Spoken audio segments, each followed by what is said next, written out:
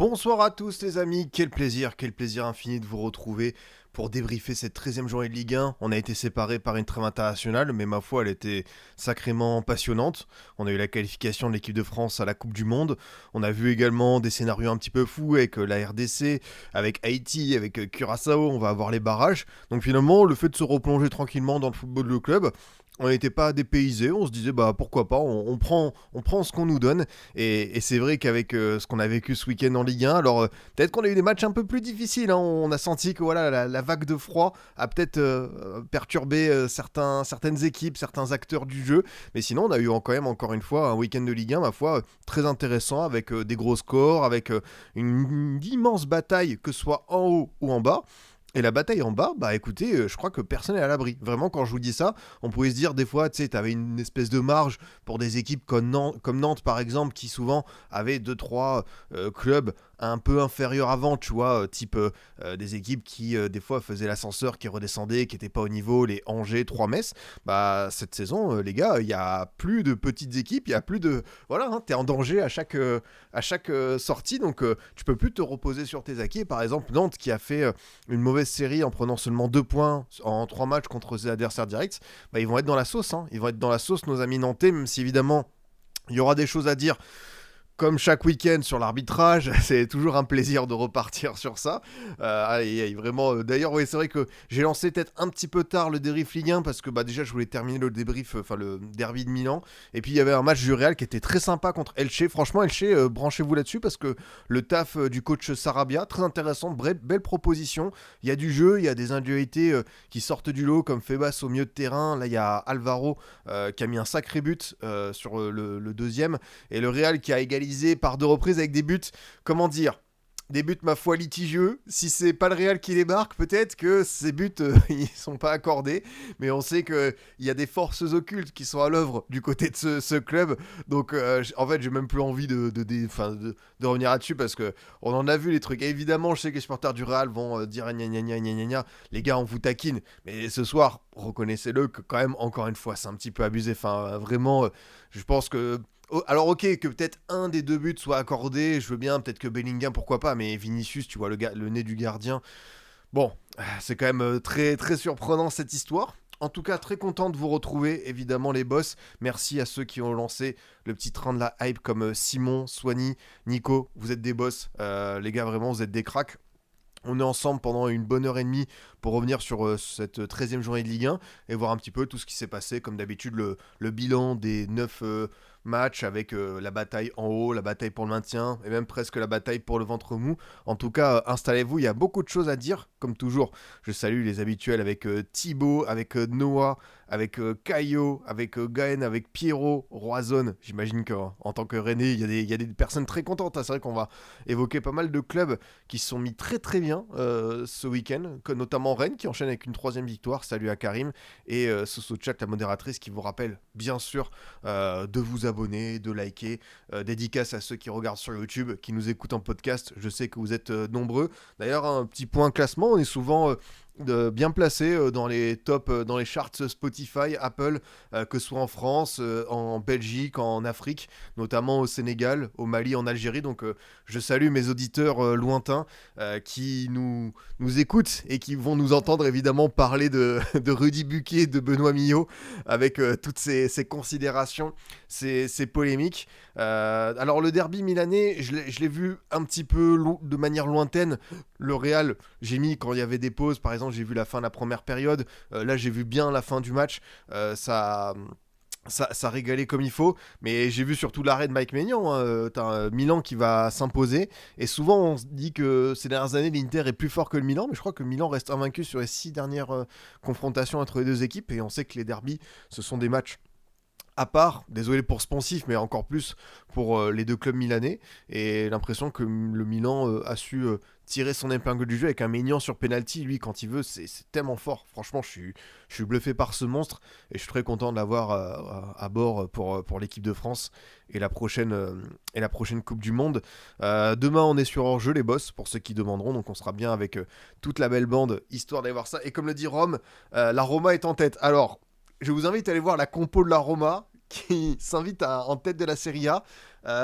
ce que fait Gasperini, ça commence à prendre, je suis très content. Il y a des joueurs qui font nettement plaisir dans cette équipe, les Manu Koné, les Villar, les Wesley, les Soulé, Ferguson qui a marqué son premier but, mais la Roma qui est en tête dans ce championnat, bah franchement c'est, je vais pas dire un exploit, parce que l'exploit c'est si t'étais Leicester en 2016, si t'étais des équipes vraiment inattendues type Brest-Lens, la Roma a une belle équipe, mais la Roma n'a pas pour moi l'effectif du top 4 italien, et franchement c'était la prédiction sur leur jeu, je pensais qu'ils avaient les armes pour enfin revenir avec des champions. Et même si vous le savez qu'avec la Roma, le plus difficile, c'est pas de s'enflammer. Et dès que tu commences à y croire, ces mecs te trahissent et te déçoivent. Et la Roma, écoute, ils ont fait le bon choix avec Gasperini parce que je pense que c'est un coach qui connaît par cœur son sujet, même si j'avais cette crainte, le sortir de l'Atalanta, parce que ça faisait 7-8 ans qu'il était là-bas. Et puis c'est vraiment un mec estampillé Bergame et dans un club qui a connu une vraie instabilité au niveau des coachs institutionnels, beaucoup de roulements de joueurs. C'était pas simple, mais c'est un mec avec une grande expérience. Et même si la Roma, voilà, on le répète, faut pas mettre la charrue avant les bœufs parce qu'il reste encore 2 tiers du championnat. Déjà qu'il soit là à ce niveau de la saison, l'an dernier, à l'époque, c'était quoi? Juric n'avait pas encore été viré, les mecs ils étaient 13e, 14e, donc évidemment, tu ne peux que t'en féliciter. Et c'est une équipe qui reste avec une grosse marge de progression, c'est ça qui est intéressant. Donc, non, j'aime bien ce que je vois du côté de la ville éternelle. Bah, le petit résumé bordelais, oui, c'est la tradition avant qu'on lance les hostilités avec Solide Paris FC. Écoutez, Bordeaux, ça se passe très très bien. Bordeaux a récupéré la tête du championnat. C'est une bonne chose, mais Irles l'a dit l'an dernier quand on avait récupéré la tête. Derrière, on s'était effondré. On avait perdu 5 matchs de suite. Donc, pareil, hein, du côté de Bordeaux, faut surtout pas se dire que c'est terminé, qu'on va remonter. Il reste beaucoup d'échéances. T'as la Coupe de France aussi à gérer. Mais quoi qu'il arrive, c'est vrai que depuis que John Williams a pris un petit peu de retrait et que Irles a trouvé son équipe type et qu'il y a certains joueurs qui se révèlent, notamment bah, je vois que Or parle d'Openda. Alors pour ceux qui ne suivent pas trop la N2 et les Girondins, Bordeaux a recruté un gars qui s'appelle Royce Openda, qui est un international gabonais, qui a fait notamment le match contre le Nigeria, qui a fait une belle partie. Et bah, là il est en train de vraiment prendre ses aises, de faire beaucoup beaucoup de différence. Un joueur qui percute énormément, qui adore avaler les espaces, et ça fait partie des vraies bonnes trouvailles du dernier mercato. Et donc, par exemple, si tu me demandes qui c'est que je préfère entre Loïs Openda et Ross Openda en ce moment, je préfère nettement le Openda du Hayan. Et écoutez, ça faisait plaisir quand même de revenir au moustoir. Bon, c'était évidemment un match quasi à huis clos parce qu'il n'y avait qu'une tribune qui était ouverte et c'était surtout face à la réserve de Lorient. Et quelle ne fut pas ma surprise de voir un certain Isaac Touré titulaire. Alors c'est vrai qu'il reprend avec la réserve parce qu'il a une longue blessure, qu'il n'a pas joué de match en pro depuis je crois janvier 2026 avec quand il était prêté à l'Udinese, mais en tout cas il était là. Et écoutez, Isaac Touré, je me disais bon, qu'est-ce que ça donne? Bah, le mec il nous a offert un carton rouge, 30e minute, dégagement du gardien, l'attaquant bordelais qui s'échappe et il le retient, il fait faute, c'est net. Donc voilà, les petits plaisirs de la vie, voir des anciens comme ça. Ouais, janvier 2025, exactement, t'as bien raison. Et voilà, écoutez, Bordeaux a fait un match sérieux. Après le rouge, ils ont eu des occasions, ils n'ont pas transformé l'essai. Mais Ludovic Etonde a fini par mettre le deuxième. Donc à Bordeaux, ça se passe vraiment bien.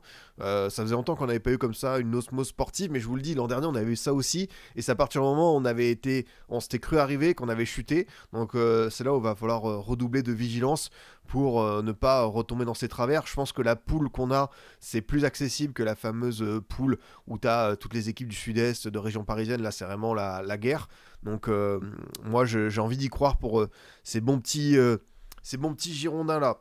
Bah écoutez, prenez place, les boss. On va commencer à parler de notre bonne ligue des talents avec un petit point classement. Parce que ça reste toujours intéressant à voir. On a ce trio qui continue hein, à prendre ses distances. Il y a un petit écart qui se transforme, hein, qui se creuse entre Lens et Lille, même s'il y a gagné. Et tu as quand même 5 points entre l'OM, Lens et le LOSC. Et puis tu as le PSG qui reste en tête. Tu as des équipes qui ont perdu des points, qui ont perdu gros. Je pense à Monaco. Strasbourg, oui et non, parce que Strasbourg, je pense qu'ils vont plus être à la lutte pour le top 4 plutôt que le top 3, même s'ils ont des joueurs, évidemment, on le sait qu'il y a beaucoup de jeunes cracks hyper intéressants. Rennes, bah, excellente opération, troisième victoire de suite, c'était pas encore arrivé sous l'ère Habib Bey.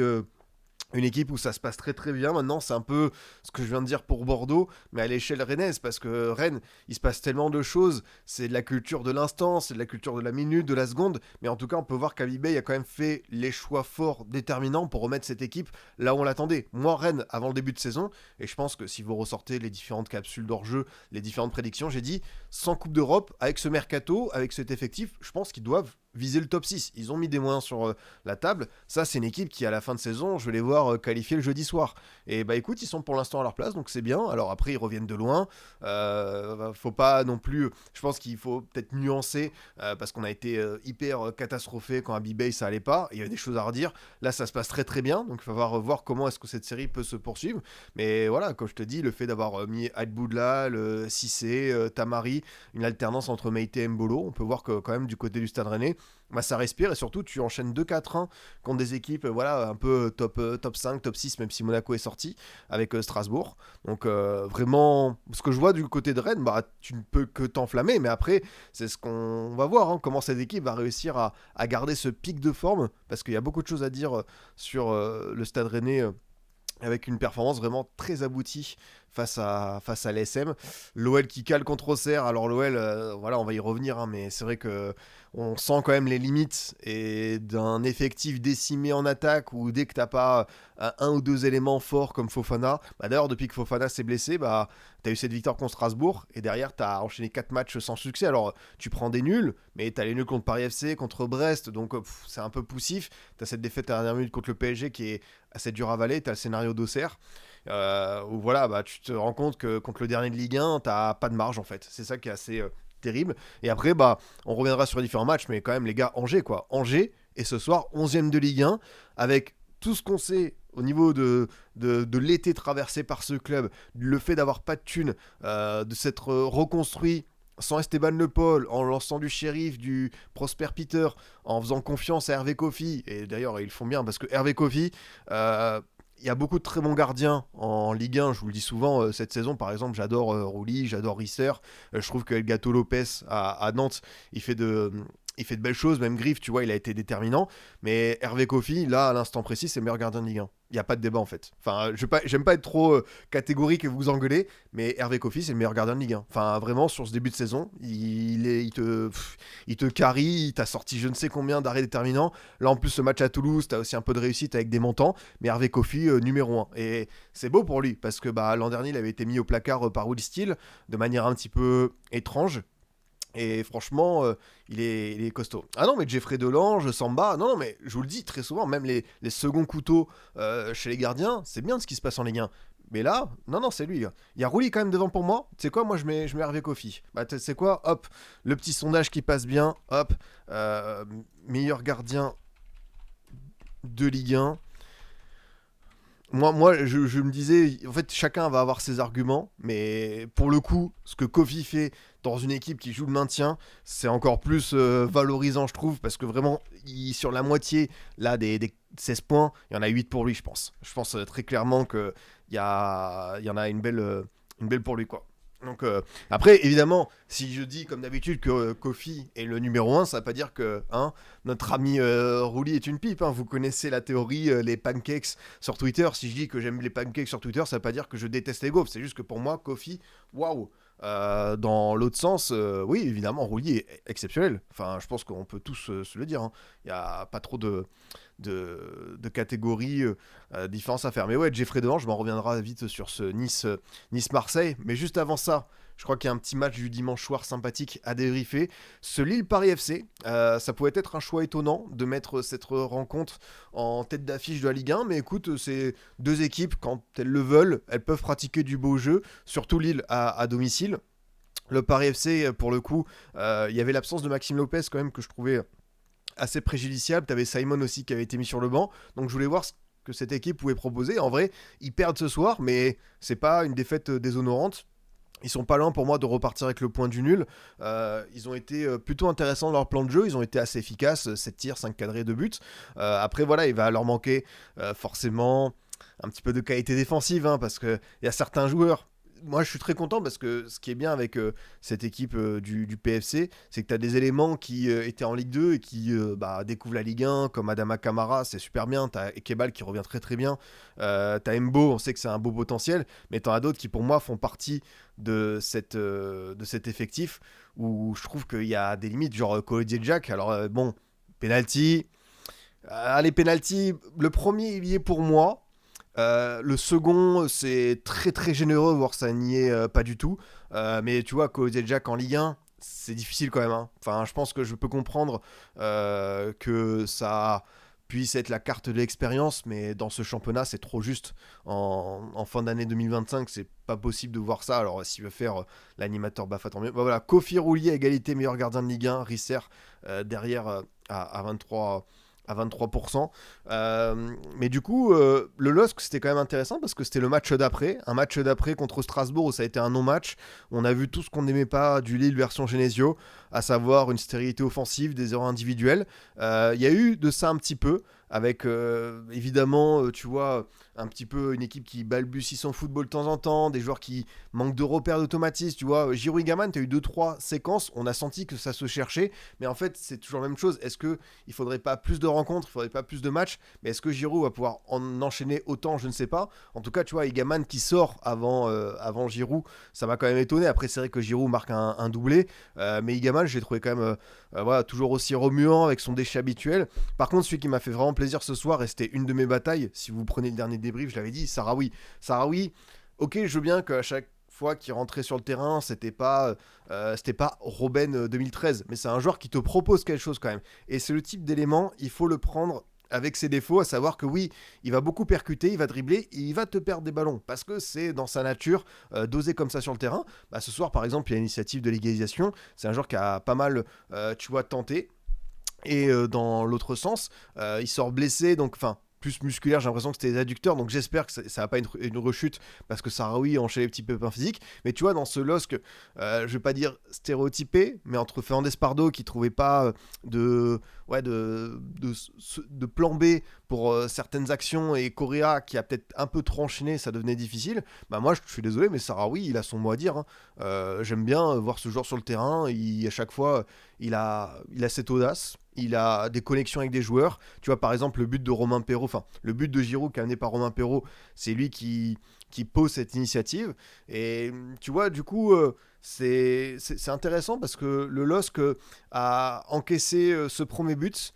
Et on a déjà vu des matchs où ils ont assez vite, je vais pas dire baissé les bras, mais on a senti que quand il y avait des temps faibles, ça pouvait chuter. Finalement, juste après, tu vois, ils ont vraiment mis le pied sur le ballon, ils ont commencé à nettement accélérer, à se rapprocher de la surface de trappe, jusqu'à le but de Giroud qui est très très bien exécuté. Lui aussi, ça lui fait du bien parce que Giroud, il n'avait pas marqué depuis la deuxième journée contre Monaco.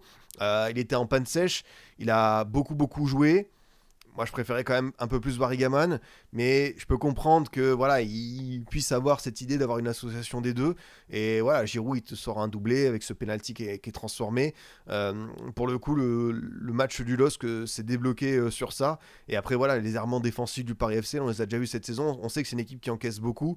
Voilà, et que l'incompréhension Marchetti-Trapp, même si c'est Marchetti qui la donne à Mandy sur le coup. Lille, je les trouve très moyens. Lille, il y a un monde, ça finit dixième.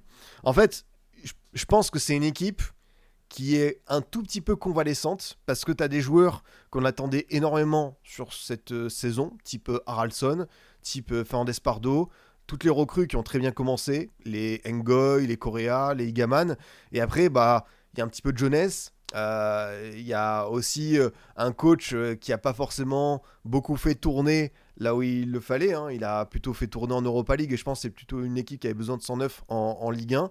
Et moi je les vois à leur place en fait. Enfin, je pense que c'est une équipe qui va monter en puissance. Cette première partie de saison, elle va peut-être nous laisser un sentiment, on peut le dire, un goût amer. Parce que finalement, quand on voit le matériel, même si tu as des blessés très importants, et il faut jamais l'oublier, les gars, Alessandro derrière, c'est un des tout meilleurs défenseurs de Ligue 1. Je suis sûr que quand Alessandro va revenir, niveau stabilité et ne pas laisser passer voilà, ces petites erreurs qui abîment la copie parfaite, Alessandro va leur faire du bien. Benjamin André, même si je trouve qu'il avait besoin de souffler, tu vois, ça, dès que LOSC récupérera cette ossature premium, je pense à une équipe qui sera en mesure d'avoir un peu plus de continuité dans le jeu. Et en fait, ceux qui ont la clé, au-delà de Genesio par rapport à ses choix, je pense très clairement que c'est voilà, les joueurs qui doivent passer la seconde. Hein, les Fernandez Pardo, les Haraldson, Correa, Igaman, même si certains n'ont pas eu un temps de jeu conséquent comme Igaman et que j'ai pas envie non plus de leur tomber dessus. Après, t'as des jeunes, t'as un qui découvre la Ligue 1. Faut aussi prendre ce projet lillois dans sa globalité avec une forme d'indulgence. Et les gars, enfin, même si je suis d'accord, hein, le tableau il est pas hyper reluisant, ce soir le LOSC est 4ème de Ligue 1. Et pourtant la semaine dernière, enfin il y a 2 semaines j'avais dit attention il y a un truc qui va pas, je reste sur ma faim, mais d'un point de vue comptable, le LOSC est là. Le LOSC est un potentiel 4ème de Ligue 1. Je pense que c'est leur place, leur rang visé. Et même si encore une fois, sur le fond, il y a beaucoup de choses à redire, sur la forme, bah, tu vois, ils sont là quoi. En Europa League, c'est peut-être un peu plus compliqué parce qu'ils ont gâché leur belle avance où ils avaient fait 6 sur 6 pour démarrer et en perdant contre le PAOK et l'Étoile Rouge, ils vont peut-être se mettre un peu plus dans le dur pour finir dans le top 8. Mais là, pour le coup, bon, bah, c'est quand même une place qui est sympathique. Hein. Derrière son grand rival. Bah ouais, bah de toute façon, tu vois, le LOSC pour moi, aujourd'hui, peut être le meilleur des poursuivants, des poursuivants pour ceux qui visent la place de barragiste LDC, mais il y a une nette différence entre ce LOSC-là, Lens, l'OM et le PSG. Pour l'instant, sur cette première partie de saison, ils ne sont pas à leur hauteur, mais après, voilà, ils font leur championnat de leur côté, et peut-être que sur la seconde partie de saison, quand tu auras ces retours de blessés, attention évidemment à la CAN, parce que tu auras quelques départs importants pour les Lillois, mais faut pas non plus être trop alarmiste. Moi, je l'ai dit, j'ai envie de voir un peu un réveil de la part de Genesio et de ses joueurs. J'ai eu quelques signaux ce soir, sans que ce soit parfait, mais après c'est normal, tu peux pas tout gommer en l'espace de 2 semaines de train international où tu as la moitié de ton effectif qui part quoi. Le LOSC du coup, jusqu'à Noël, ça dit quoi? Ça reçoit Zagreb jeudi en Europa, ça va au Havre, pas simple d'aller jouer contre le Havre en ce moment. Réception de Marseille, le vendredi 5. Oh là là, celui-ci, on va l'attendre de pied ferme, ça va être incroyable. Ensuite, tu as les Young Boys en Europa et tu termines par déplacement à la GIA. Donc, tu as 3 matchs de Ligue 1 qui vont te rester, Le Havre, l'OM et Auxerre. Et tu reprends par la réception de Rennes et tu vas au PSG et tu reçois Strasbourg. Oh, là, en gros, tu prends le bloc de 6 matchs qui va s'étaler jusqu'à fin janvier. Pas simple, et même si on va jusqu'à début février, tu vas à Lille. Là, c'est vrai que Lille va jouer beaucoup de ses concurrents, beaucoup d'adversaires directs pour la Coupe d'Europe. Donc intéressant de voir au 1er février où est-ce que cette équipe elle en sera quoi. Ah, c'est quelque chose. Hein. C'est quelque chose. Hein. Genesio va pas finir la saison, vous allez voir.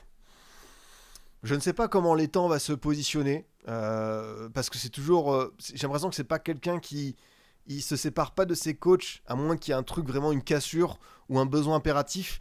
Là, il y avait une mauvaise série, et dans les résultats et dans le jeu, mais tu vois, je pense pas que l'étang va se séparer de lui. Enfin, peut-être qu'il y aura un point qui sera fait cet hiver. Moi, j'imagine plutôt un point en fin de saison. De toute façon, je pense que Lille, idéalement, ça, si on doit parler d'objectifs, d'ambition, j'imagine que ça va être quart Europa et cette 4ème place en Ligue 1. S'il n'y a pas ça à la fin de saison, on fera un bilan et peut-être que l'aventure de Genesio se terminera. Après, on sait que la suite, les deuxièmes années de Genesio sont souvent tendues, spéciales, on peut le dire quoi. Et non, du côté du Paris FC, bah, Jebel ça a marqué. Marchetti, c'est dommage parce qu'il fait l'action sur le poteau et derrière, bah, il fait une faute, il concède le but. Mais non, il y a toujours beaucoup de joueurs intéressants. Après, bah, c'est toujours ce besoin défensif où je trouve qu'il leur manque. C'est là où je pense que le mercato, ils vont peut-être un petit peu plus envoyer quoi, parce que là, t'avais pas Marie Traoré, t'avais pas Otavio. Ils ont besoin d'avoir un ou deux joueurs référents en plus. Je suis pas inquiet comme d'hab pour le maintien, je pense que ça le fera. Mais tu vois, c'est là où je vous disais que. Enfin, où je vous disais, mais voilà, hein, Paris FC aujourd'hui 12ème, 14 points, et Metz est 17ème à 11 points. Donc, même à Paris FC, on sait qu'ils ont des joueurs supérieurs, type Ilan Kebal. Bah, va falloir quand même penser à aller chercher les petits points qu'il fallait quoi pour cette équipe. Oui, pardon, Amari Traoré jouait. Désolé, j'ai confondu. C'était juste Otavio qui était pas là. C'était Noah Sangui, pardon, qui était absent côté PFC. Ouais, je pense qu'on a à peu près tout dit sur ce match du côté de Pierre Mauroy. On va rembobiner le temps comme toujours et aller sur ce match entre Nice et l'OM. La démonstration, la déculottée, la claque magistrale. Que dire sur cette rencontre? On savait que sur le papier, il pouvait y avoir un écart majeur entre ces deux équipes. Ça s'est vérifié. En plus, voilà, anniversaire des 40 ans des supporters niçois. Le match qui était très attendu, le stade plein. Enfin, vraiment, c'est quand t'es supporter niçois, wow, t'as dû passer une sacrée soirée vendredi. Et finalement, de la part de l'OM, il y a beaucoup de choses qui sont positives. C'est vrai que du côté de Nice, c'est un match qui tourne vraiment négativement, mais en vrai de vrai, la première période, elle n'est pas si inintéressante dans le jeu. T'as notamment une grosse activité de Jonathan Klaus qui réussit à profiter de Paixão qui redescend pas assez avec un Emerson qui lui laisse voilà, un peu trop de liberté. Et on connaît la qualité de Klaus au niveau des centres et c'est un joueur qui peut te faire nettement des différences quand encore une fois il a envie de jouer. T'as quand même Jeffrey Delange qui sort un vrai match référence. Donc les gars, même si ça termine à 5-1, on peut pas dire non plus que tu vois cette équipe niçoise, elle a rien proposé. Pour le coup, elle a tenté, elle a été nullissime derrière. Chaque action faisait but en transition. Et en plus, c'est vrai que l'OM de De Zerbi, on sait que c'est une équipe qui a deux trois joueurs pour faire des choses sur attaque placée, mais en transition, c'est là où elle est la plus dangereuse. Et très clairement, Francaise est un coach qui va, quand il veut pas poser le bus comme au parc, qui laisse des espaces, ça peut être terrible parce que ouais, Dante n'était pas là parce qu'il était pas assez remis de sa blessure. T'avais pas quoi? T'avais Bombito qui était toujours absent. T'avais qui d'autre? T'as Pepra Opong, Djoumaba, Antoine Mendy. T'as Abdelmomen qui s'est fait les croiser, donc ouais, il te manque un petit peu de monde. Après, je préfère presque limite Bard dans la défense à 3 tellement ouais, des fois c'est compliqué. Djoumaba, j'adorais joueur à Lens et depuis qu'il est arrivé en prêt à Nice, c'est vraiment pas terrible. Après, ça reste un jeune joueur, Djoumaba, parce que c'est un 2006, 19 ans. Mais bon, c'est un joueur qui m'en a beaucoup plus montré. Et finalement, Nice a des opportunités. Et comme d'habitude, quand tu ne convertis pas. Ah ouais, pareil, j'ai parlé de Djoumaba, Terem Moffi. Terem Moffi, les gars, en termes de chute de niveau post-croisé, c'est terrible pour lui. Parce que vraiment, je dis pas que c'était R9 avant ses croisés, mais entre Lorient et Nice, il nous a montré des choses. Il avait fait d'ailleurs un match au parc sous Farioli. Il avait été exceptionnel. Mais vraiment, lui, depuis qu'il y a eu cette blessure au croisé, ça n'a jamais été plus le même physiquement. C'est plus que l'ombre de lui-même. C'est terrible pour lui parce que ça pouvait être un attaquant de Ligue 1, tu vois, qui pouvait faire des saisons à 15-20 buts tranquille. Mais là, même marquer un but, c'est le bout du monde pour lui. Et c'est là où tu te rends compte que Nice, quand il y a tous ces absents, quand t'as pas tes joueurs un peu référents, type Boudaoui par exemple, type Dante qui rassure pas mal de monde, ouais, ça devient très très vite compliqué et l'effectif, il est vraiment pas terrible. On l'a vu en Europa League, tu prends 4 buts, tu prends 4 défaites, là en Ligue 1, tu commences à reculer et peut-être, voilà, t'es 9ème, t'es 17 points, tu vois, t'es qu'à 5 points de Strasbourg, donc t'es pas non plus largué, mais il y a un truc où tu sens que il y a un fil qui s'est cassé. Pourtant, voilà, Francaise apparemment a toujours la confiance de ses dirigeants. Lui veut continuer le combat. Bon courage à lui, hein. Mais j'ai du mal à voir par quoi ça a passé, à part des retours d'infirmerie, le fait de plus avoir de Coupe d'Europe, de jouer qu'un match par week-end et de limiter la casse. Mais c'est comme d'hab avec Nice, il faudra se poser un jour la question de ce que Ineos veut faire, des choix du mercato. Je veux bien, hein, c'est un peu du hipster football, du data foot. Allez, on va envoyer 10 millions sur les Jack Johnson. Mais est-ce que ce Nice-là n'avait pas plus besoin, je sais pas moi, de mettre 10 millions sur un top d'essai? Est-ce que ces 10 millions d'euros, ils pouvaient pas être répartis sur un piston, sur un décès, je sais pas. Mais aujourd'hui, il y a des manques qui sont assez terribles, quoi. Ouais, Kevin Carlos, après, j'ai pas envie non plus d'être catégorique parce que je vous le dis souvent, il faut de la patience, c'est des joueurs qui s'adaptent, nouveau championnat. Mais pour le coup, Johnson, j'ai rien contre lui encore une fois, hein, mais les 10 millions d'euros, il y avait, je pense, d'autres postes un peu plus sinistrés où il fallait mettre ces thunes du côté de Nice. Donc ouais, soupe à la grimace, t'en prends 5. Offensivement, tu as proposé quelque chose, mais dès que l'OM a commencé à enchaîner le troisième, le quatrième but, bah tu chutes, hein. Tu chutes tellement. Ouais, c'est vrai que Nice, il y avait Mamadou Sangaré dans le même club, et c'est vrai que tu dis que Sangaré, Boudaoui sur le papier. Après, Van Hout, je le trouve pas ridicule comme joueur, mais c'est des choix qui te mettent dans le rouge, là, quelques semaines, quelques mois après. Donc, comme toujours, pessimiste pour Nice, mais bon, Francaise, il a l'air de vouloir continuer l'aventure. Je sais pas si c'est de lui-même ou si c'est les dirigeants qui vont dire stop au bout d'un moment. Faudra voir le réveil de Nice. Alors, dis-moi juste, je sais qu'ils vont apporter en Europa League jeudi, youpi. Ça annonce encore un match d'anthologie. Ils vont à Lorient lors du multiplex. Ils reçoivent Angers, réception de Braga. Et avant la trêve, ils vont à Lens. Et retour, ils reçoivent Strasbourg. Après, tu vois, c'est une équipe. Bon, quoi qu'on en dise, c'est pas beau, hein, mais Lorient et Angers, s'il y a un Sofiane Diop qui est bien luné, si t'as Boudaoui qui revient, si tu vois, ils trouvent la clé, s'ils font 4 sur 6, voire 6 sur 6, c'est pas déconnant, je serais pas surpris. Mais c'est juste que, ouais, là, tu savais que sur ce match, ça pouvait faire très mal. Bah, ça a fait très très mal. Et du côté de l'OM, pour commencer à parler de cette équipe, il y a beaucoup de choses positives à évoquer. Jeffrey Delange, super intérim par rapport à Rouli. C'est toujours très très bien de savoir que l'OM à un club, enfin un gardien numéro 1 très fort et un numéro 2 qui suit, parce que bah, des fois le numéro 2 peut se lasser, mais le Delange, vraiment match incroyable, une des perfs du week-end.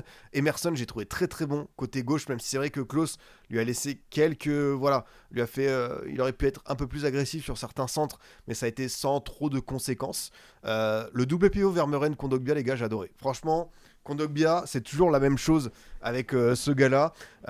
Quand il fait pas des disques de diamant, quand il est pas blessé, quand c'est un joueur qui est à 100% sur le terrain. Et après, je dis ça en toute amitié parce que je trouve que le son qu'il a envoyé en stream, il est vraiment chaud, le petit. Et non, Kondogbia, bah, sur le potentiel, le talent, c'est le meilleur milieu de l'OM. Vraiment, quand il veut, c'est un joueur de fou. Et ça rappelle le Kondogbia, forcément, de Valence, de Séville, de Monaco, des débuts à Lens, un petit peu à Atlético quand il était remplaçant en centrale. Et là, franchement, l'association avec Vermeuren, ça marche très très bien. Les deux, c'est hyper complémentaire. T'as une qualité technique, t'as une qualité de projection, t'as du sang-froid, du calme, de la vista. Quelqu'un me demandait si c'est le duo que tu dois mettre contre Newcastle. Sur le papier, oui, mais c'est Newcastle, c'est de l'intensité. Est-ce que tu vas pas être tenté de mettre Højbjerg par rapport à cette carte Première Ligue, voire O'Reilly? Moi, je pense que ça pourrait être pas mal de les faire enchaîner, mais je pense que De Zerbi préférera peut-être Højbjerg. Après, on sait que c'est un coach sur certaines compos en Ligue des Champions. Il a surpris son monde, donc on verra peut-être qu'il va renforcer son milieu de terrain pour justement contrecarrer le fameux trio Jolinton, Tonali, Guimarães qui est excellent du côté des Magpies. Peut-être qu'il va se dire si je densifie le milieu, que je mets et Kondogbia et Vermeuren et Højbjerg ou un petit O'Reilly, ça peut aussi s'entendre, quoi. C'est un coach qui s'adapte souvent à ses adversaires. Faudra voir ce qu'il va proposer contre Edio. D'ailleurs, évidemment, je vous le redis, mais mardi, mercredi, on sera en débrief Ligue des Champions. Extrêmement hâte de ce Marseille-Newcastle. Franchement, j'ai vu le match de Newcastle. On sait que Newcastle, c'est une équipe, c'est à la maison, à Saint-James Park, il y a un supplément d'âme. Il y a un truc particulier sur cette équipe, et certains vont dire à l'extérieur c'est pas la même chose. Alors bon, ils ont quand même gagné 4-0 contre l'Union Saint-Gilloise, donc Newcastle à l'extérieur c'est pas non plus des peintres, mais en termes tu vois, d'énergie, d'intensité, d'équipes qui vont se rendre coup pour coup, j'ai vraiment vraiment hâte de voir ce match. Il me hype trop, puis en plus bah c'est pas le match de la dernière chance, hein, mathématiquement pour l'OM, mais si tu ne prends pas des points contre Newcastle, ça peut être vraiment, vraiment tendu, ouais. Bah écoute, Caio, ravi qu'on soit connecté. Ouais, c'est vrai que tu as cette tentation de renforcer ton milieu de terrain parce que Tonali, Joelinton, Guimarães, ensemble, ça tourne sacrément bien. Et en plus, si derrière, t'as du Ramsey, t'as du Meiley, t'as des joueurs comme ça qui peuvent s'incorporer au milieu, c'est vrai que c'est un atout majeur pour cette équipe. En tout cas, Marseille, pour moi, est prêt pour ce défi. Il s'est passé pas mal de choses entre le Sporting, l'Atalanta, certains matchs en Ligue 1 qui ont été décevants, Lens, Angers. Mais j'ai l'impression que là, t'as eu des retours de blessés qui font du bien. Et puis surtout, je vois un OM qui est prêt mentalement, quoi. L'attaque, bah évidemment, pas besoin de vous dire à quel point ça a été royal. Avec un Aubameyang en transition, 37 ans, c'est le Aubame de Saint-Étienne, c'est le Aubame de Dortmund. Là, je revois le Aubame qui combinait avec Ousmane Dembélé, qui était vraiment sous Thomas Tuchel assez royal. Paixão qui a beaucoup tenté, qui a été des fois très égoïste, qui a vraiment oublié de donner des ballons de but à ses coéquipiers et qui a fini par enfin mettre le but parce que je pense que Paixão, je vais pas dire qu'il est obsédé par ça, mais est-ce que pour lui le prix du transfert ça commence pas un petit peu à lui rentrer dans la tête en mode bah, je suis obligé de marquer parce que voilà il y a ça derrière et que sinon, mais je pense que c'est un mec qui doit, tu sais, je vais pas dire se relâcher mais être un peu plus décomplexé quoi. De toute façon, t'en auras d'autres des occasions où tu vas pas marquer. Enfin, rien n'empêche de régaler ton coéquipier et ton coéquipier te le rendra à l'image d'Aubameyang qui t'a fait une superbe passe. C'est vrai que je peux comprendre que Paixão a le 2 contre 1 qui gâche. En plus, Diouf, ce qui est drôle sur l'action, c'est qu'il plonge vraiment sur sa droite et que côté gauche, t'as un espace qui est ouvert où un attaquant niveau Ligue des Champions, il doit quand même, tu vois, mettre l'offrande. C'est vrai que peut-être Aubameyang était hors jeu, mais quoi qu'il arrive, même si il voulait pas faire la passe pour moi, il était sûr à 100% lorsqu'il s'est avancé qu'il allait tenter sa chance. Et puis bah Greenwood, qu'est-ce que je vous dise, c'est comme d'hab, ce mec. Voilà, il a des standards, il a des stats, il est au-dessus du lot. Maintenant, bah voilà, il va falloir confirmer en Ligue des Champions contre Newcastle. Son équipe va avoir besoin de lui à ce moment-là. Mais ce qui est sûr, c'est que bon, bah, l'action, il fait le passement de jambes sur Abdul Samed. Qu'est-ce que vous voulez que je rajoute, hein. Après, voilà, il y a toujours ce contexte hyper pesant à chaque fois qu'on parle de Greenwood. Moi, je pense pas qu'on puisse tout le temps dissocier le sportif de ce qui s'est passé parce que, on le répète, Greenwood, s'il n'y avait pas eu cette affaire, il serait pas à l'OM. Par rapport au talent du garçon, le mec était évalué à 70 millions d'euros sur Transfermarkt quand il avait 18-19 ans, quand il a fait la saison du restart avec Manchester United.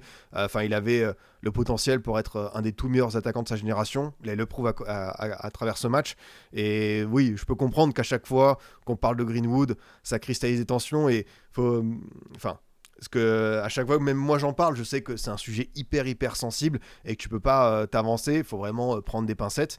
Voilà, en tout cas en Ligue 1, ce qui montre, ça reste une dimension supérieure. Oui, si on me dit que en dehors des Parisiens, c'est le meilleur joueur du championnat, ouais, je pense qu'il n'y a pas trop photo. Je pense qu'on va tous être de manière unanime d'accord sur lui, quoi.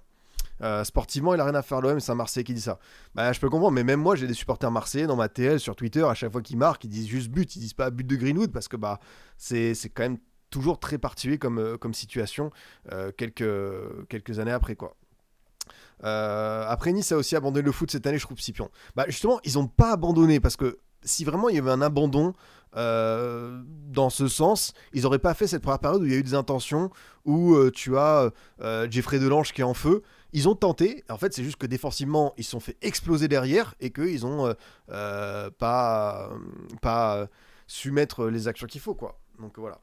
Non, mais Rome, tu vois, c'est comme d'hab, c'est que quand on parle de Greenwood, ça ne veut pas dire qu'on condamne pas ce qui s'est passé avec Hernandez, avec Boateng. Faut que tous qu'on soit unanimement d'accord. Et d'ailleurs, j'ai vu que le Barça avait invité Boateng à un entraînement ou quoi. Ça, c'est giga déconnant, très moche.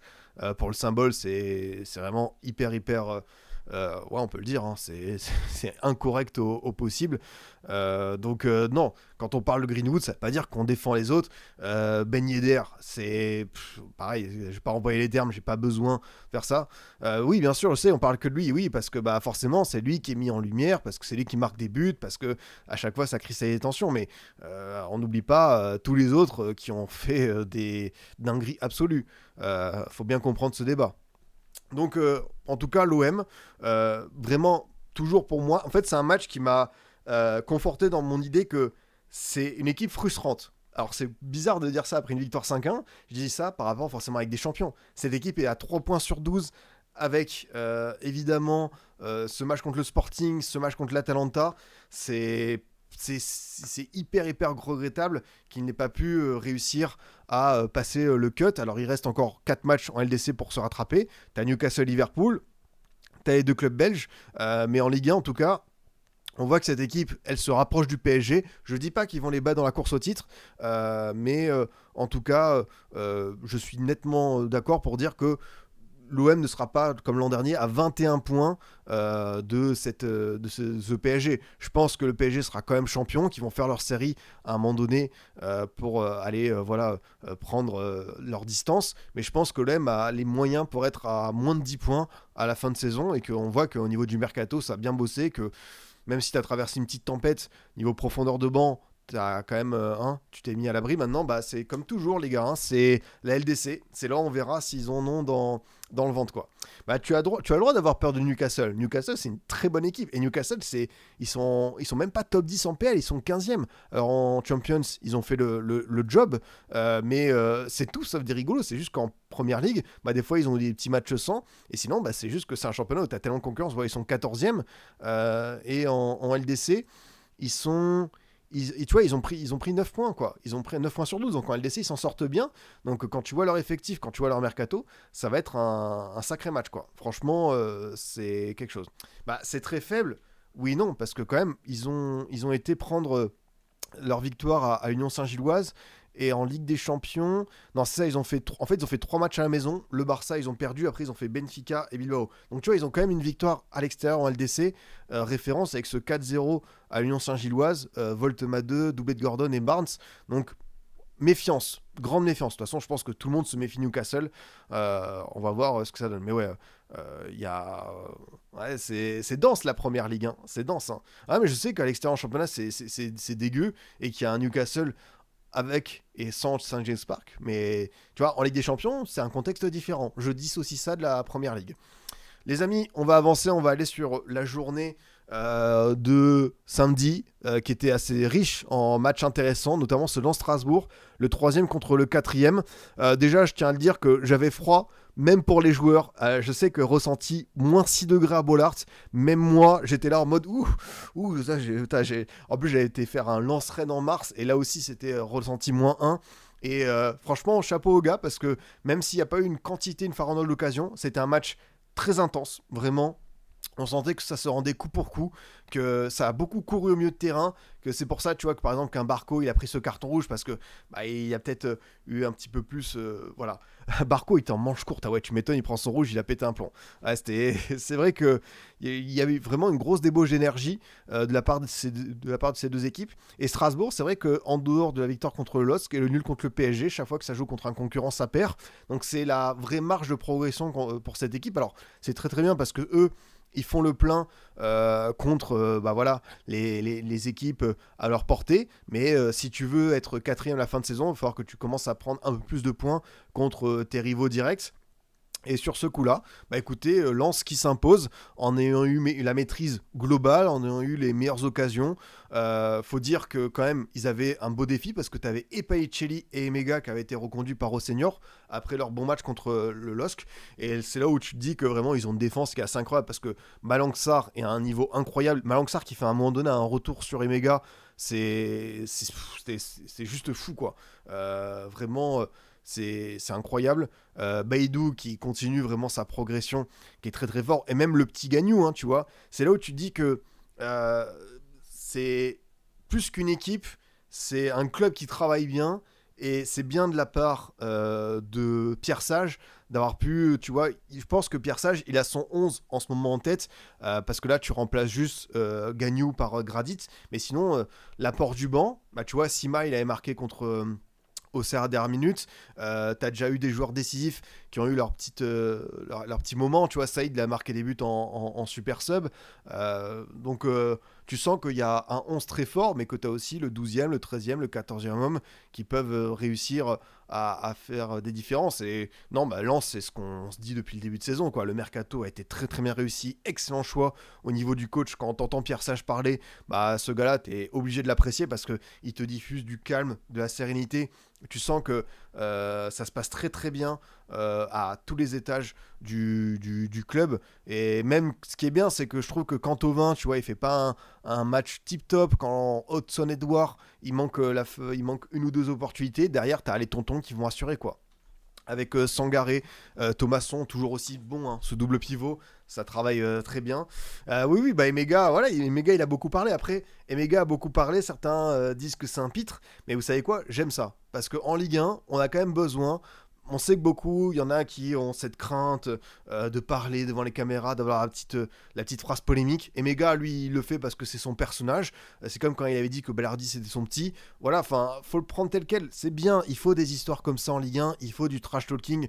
Il faut du Mega qui dit ah là là, moi j'étais pas là contre telle ou telle équipe. Regardez, j'étais là contre Lille. Et franchement, voilà, ça fait la différence. Bah là, on l'a vu contre Lens, ça a été un match sans. Donc c'est bien parce que bah du coup, on peut lui rendre la patate chaude. Ouais, le duo Emega Panicelli, je crois que tu avais la stat Melios qui a été annoncé par Bean.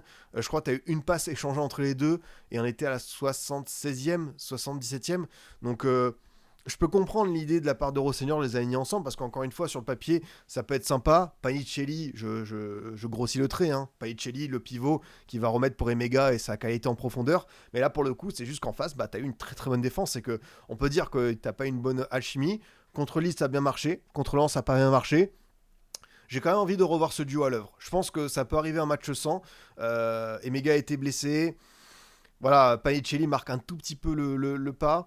Il y a quand même un truc à faire avec ce duo. J'ai pas envie de jeter totalement ça, quoi. Mais c'est vrai que Panicelli était plus des fois côté gauche, excentré. Alors que moi dans mon idée, tu mets Panicelli vraiment au centre. Tu mets Emelia qui peut se balader un peu partout. Et j'aurais dit, tu vois, un Enciso ou un Kendry Paes quand il revient pour avoir la jonction, avoir un troisième offensif. Après, tu vois, dans les profils qui manquent, peut-être qu'il te manque le fameux Bakwa, le dribbleur, le mec qui va t'apporter ses défenses en 1 contre 1 parce que Emega, il peut le faire à travers ses courses. Et avoir ce Bakwa là, ça peut être vraiment une belle chose. C'est vrai que Mike Penders, il a fait des arrêts déterminants. Lui qui a pas eu tout le temps des matchs dingue cette saison. Donc même si ça perd, il a été quand même au rendez-vous. Et puis, encore une fois, les gars, un but sur coup de pied arrêté. Hein. Franchement, cette équipe de Lens qui concurrence Arsenal et Nicolas Jauvert, t'as des circuits qui sont travaillés et sur coup franc et sur corner. C'est l'équipe la plus efficace dans ce domaine en Europe. Et c'est pas un hasard, parce que franchement, je trouve que cette équipe, elle a bien compris comment être efficace dans tous les domaines possibles. Encore une fois, ce lance-là n'est pas l'équipe la plus spectaculaire. Ils n'ont pas marqué comme l'OM 33 buts en 13 journées.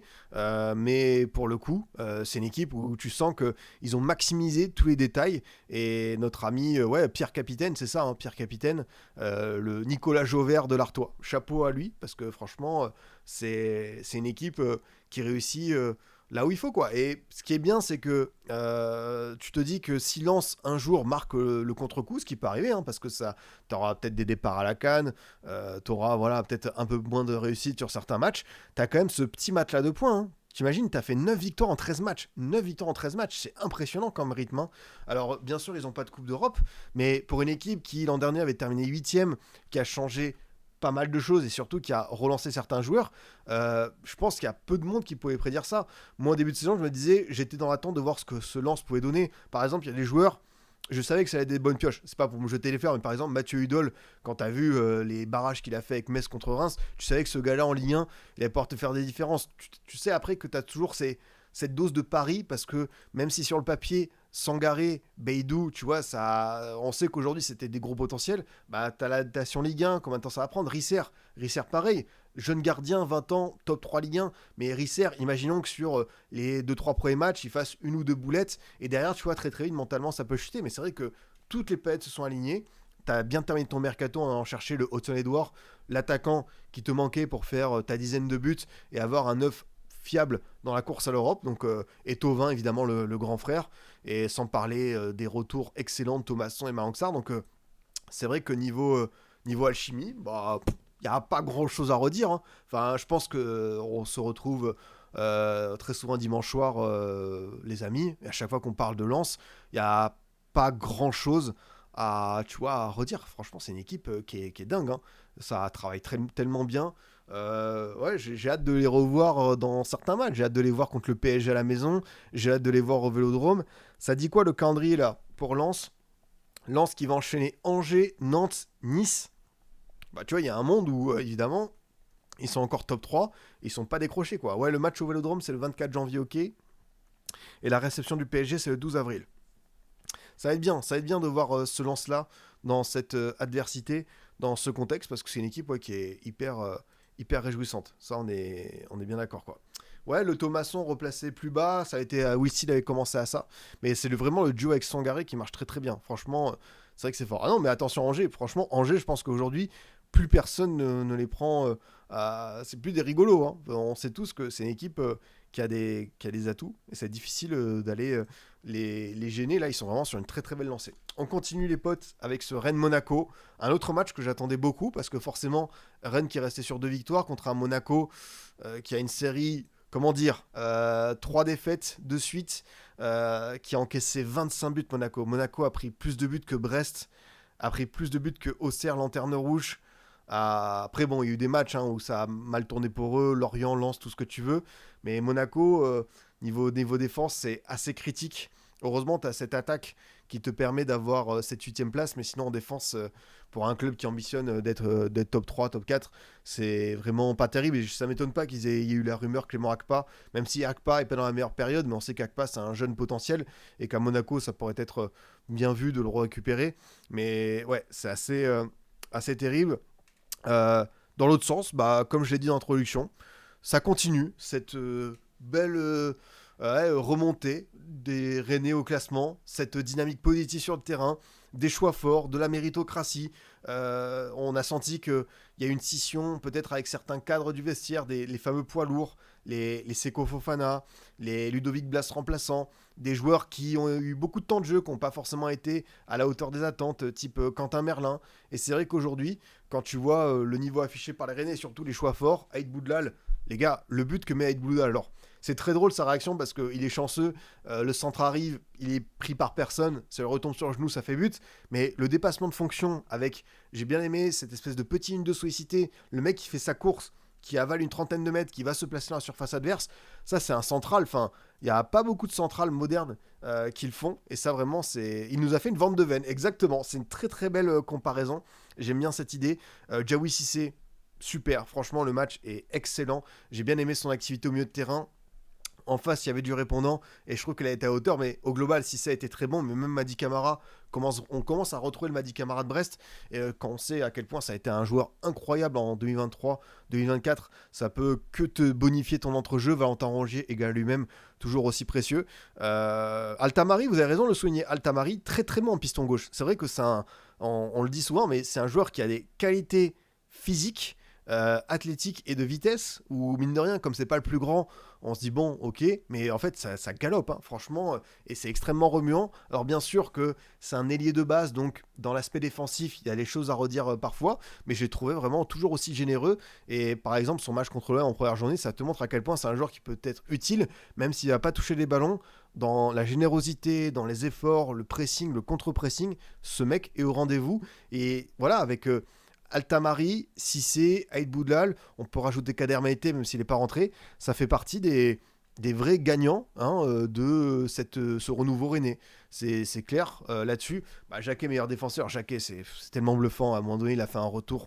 Je sais plus si c'était sur Ansu Fati ou Elikina. Ce mec est. Non, c'était Biret en seconde période. Ce mec est juste trop fort. Et je comprends pourquoi Arsenal est gourmand en se disant ok, les gars, on a déjà Saliba, Gabriel, Mosquera, Incapié. Mais bon, Jacquet, en fait, c'est le genre de joueur, tu le vois pop tous les 4-5 ans. C'est un talent hors norme et bien chanceux celui qui le récupérera. Le prix fixé va être démentiel. Mais bon, par exemple, je pense au Bayern pour l'après Upamecano. Ça a du sens.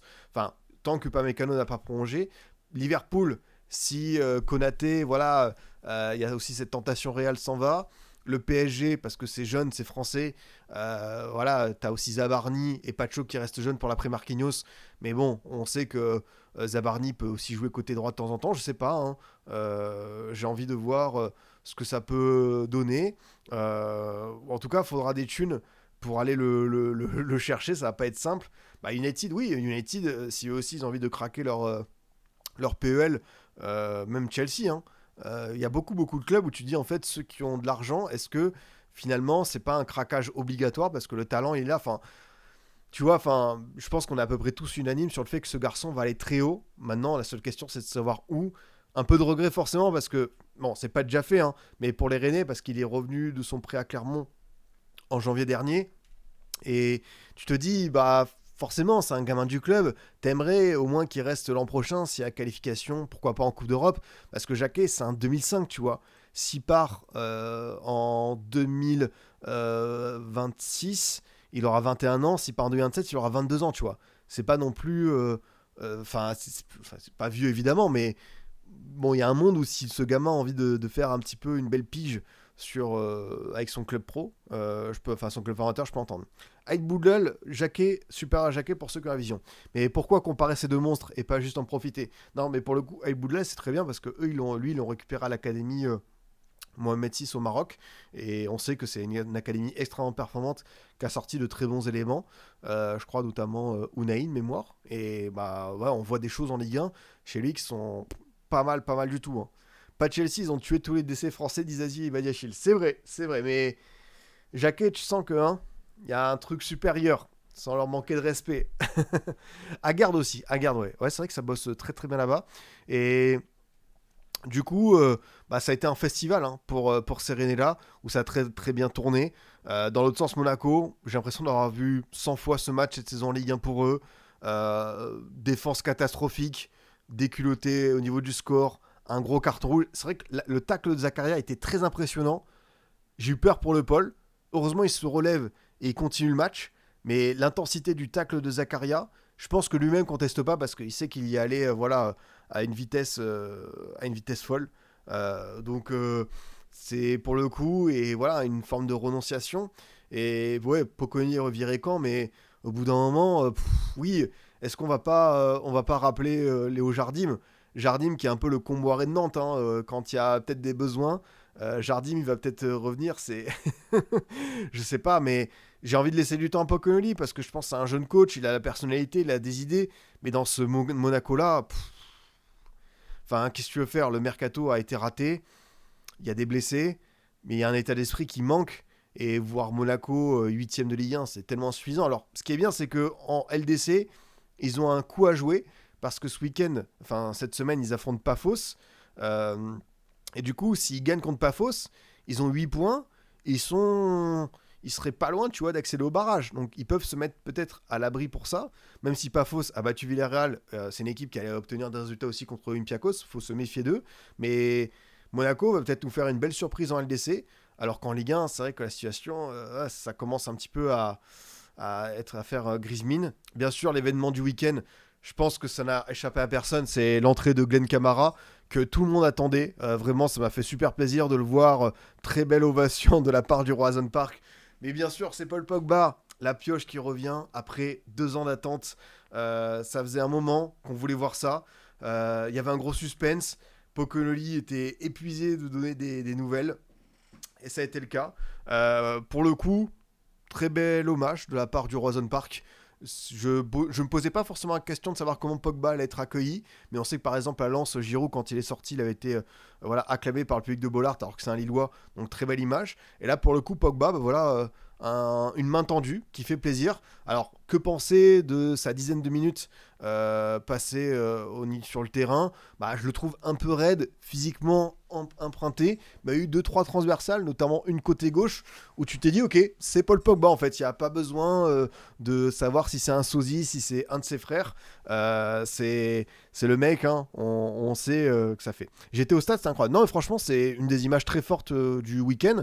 Et comme je te dis, je savais pas comment le public allait réagir. Applaudissements, indifférence, tout ça. Et pour le coup, bah non, je pense que ça fait plaisir. Et puis, voilà, de toute façon, Pogba, maintenant, on lui a encore posé la question équipe de France. Enfin, j'aime pas mettre comme toujours. Prenons le temps. Prenons le temps. Pour le coup, déjà, essayons de voir en mode est-ce qu'on peut pas avoir un Pogba déjà qui fait des titularisations, qui enchaîne des matchs tous les 3 jours, se projeter sur une Coupe du Monde. Après, certains disent pour un rôle de grand frère dans le vestiaire.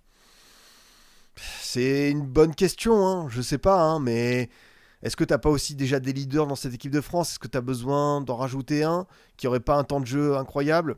Je sais pas. Est-ce que tu vas prendre la place d'un lui Pogba qui serait à 30%, la place d'un mec qui sera à 100%? Dans ce cas, tu le mets dans le staff. Oui, quitte à faire cette dinguerie, tu lui fais une place, voilà, hein, aux côtés de Guy Stéphane, le nouveau Guy Stéphane. Ça peut être une possibilité, quoi. Non, mais je peux comprendre qu'on force justement avec ces questions parce que c'est Pogba, que c'est l'équipe de France et que Deschamps lui a toujours tendu la main. Mais moi, pour le coup, vraiment, je parle d'un point de vue terrain sportif.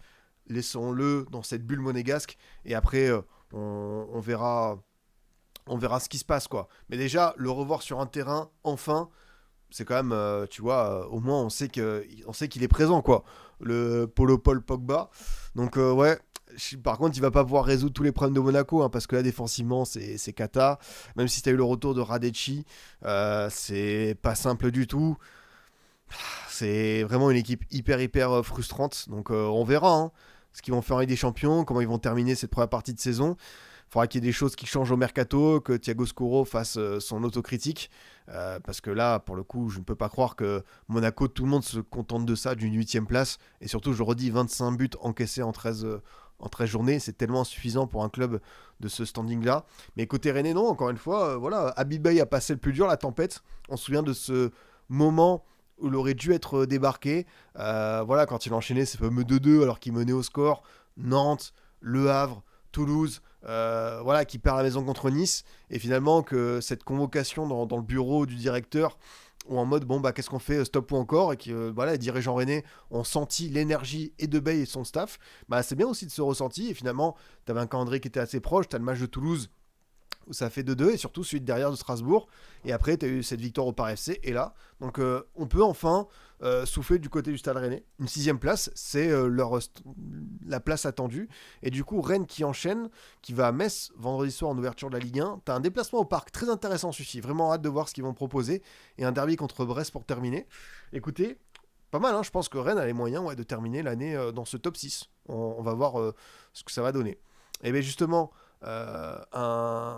en interne, beaucoup souhaitaient son départ, source sûre, mais le retour en veste est obligatoire, Bravo Bey. Ah non, mais je pense que, en fait, Habib Bey, pour revenir sur lui, il y a ce qu'il fait sur sur le terrain, sur le banc, et l'aspect médiatique. Et des fois, on mélange tout parce que, comme il avait cette étiquette de consultant Canal+, de gars qui faisaient des trucs genre The Decision alors qu'il était dans un club de national, je pense que ça irritait beaucoup de monde et que finalement ça s'est retourné contre lui alors que bah, voilà, il s'installait avec son club de Ligue 1, qui prenait des repères, qui a un mercato, et pour le coup, moi je le dis, il y a eu des choix qui m'ont paru totalement déconnectés de la réalité, des joueurs qui n'étaient pas au niveau. La fameuse méritocratie, elle est très importante à Rennes parce que tu as des joueurs qui gagnent des gros salaires, des trucs démesurés, mais tu as des jeunes qui poussent, qui tapent à la porte, et c'est à eux que tu devais ouvrir cette possibilité de te rebeller. Et ça a été fait, je pense qu'il a pris conscience qu'il allait droit dans le mur avec les Fofana, avec les Blas, avec certains joueurs qui étaient pas bons tout simplement. Et pour le coup, bah voilà, hein. Ça a fait la nette différence pour l'instant, donc faut confirmer maintenant, c'est le plus dur, confirmer quand t'es sur ton petit nuage. Et justement, un des futurs adversaires des Rennais, c'est le PSG, qui a affronté une équipe du Havre, ma foi, bah bien de la part du Havre, une belle proposition, ça perd 3-0, mais pas un match ridicule au parc. Altamari est très bon, Yofko. On l'a dit, Altamari, ça fait partie des grands gagnants de la période actuelle du Stade Rennais dans ce rôle de piston gauche, je l'apprécie énormément. Faut souligner, quand il y a une équipe évidemment comme Nice qui vient avec le bus, tout le monde se plaint, mais quand il y a des équipes qui ouvrent le jeu, comme Le Havre, comme Toulouse, qui en prennent 3 ou 6, bah les gars, en fait, faut le dire, parce que sinon, je dis pas que ça fait un peu hypocrite, mais ça sert à quoi de dire, oh là là, on joue des bus, c'est horrible, ça sert à quoi de faire au foot? Quand t'as des équipes comme ça qui viennent, qui proposent, mettez ça en avant, c'est bien ce que fait Le Havre, c'est une belle proposition, bien sûr ça perd, bien sûr, mais j'ai pas envie de dire que c'est un match au bonus parce qu'à la fin ça peut faire 3 points, mais pour le coup c'est une équipe qui s'est bien redressée au classement, qui est 13ème, qui est à 14 points, qui a que 3 points. De toute façon, le Havre, on sait que quoi qu'il arrive ça jouera le maintien, mais tu sens quand même une équipe qui par rapport à l'an dernier, c'est une petite différence, hein. Moi j'aime bien le visage de cette équipe, il y a du jeu, il y a...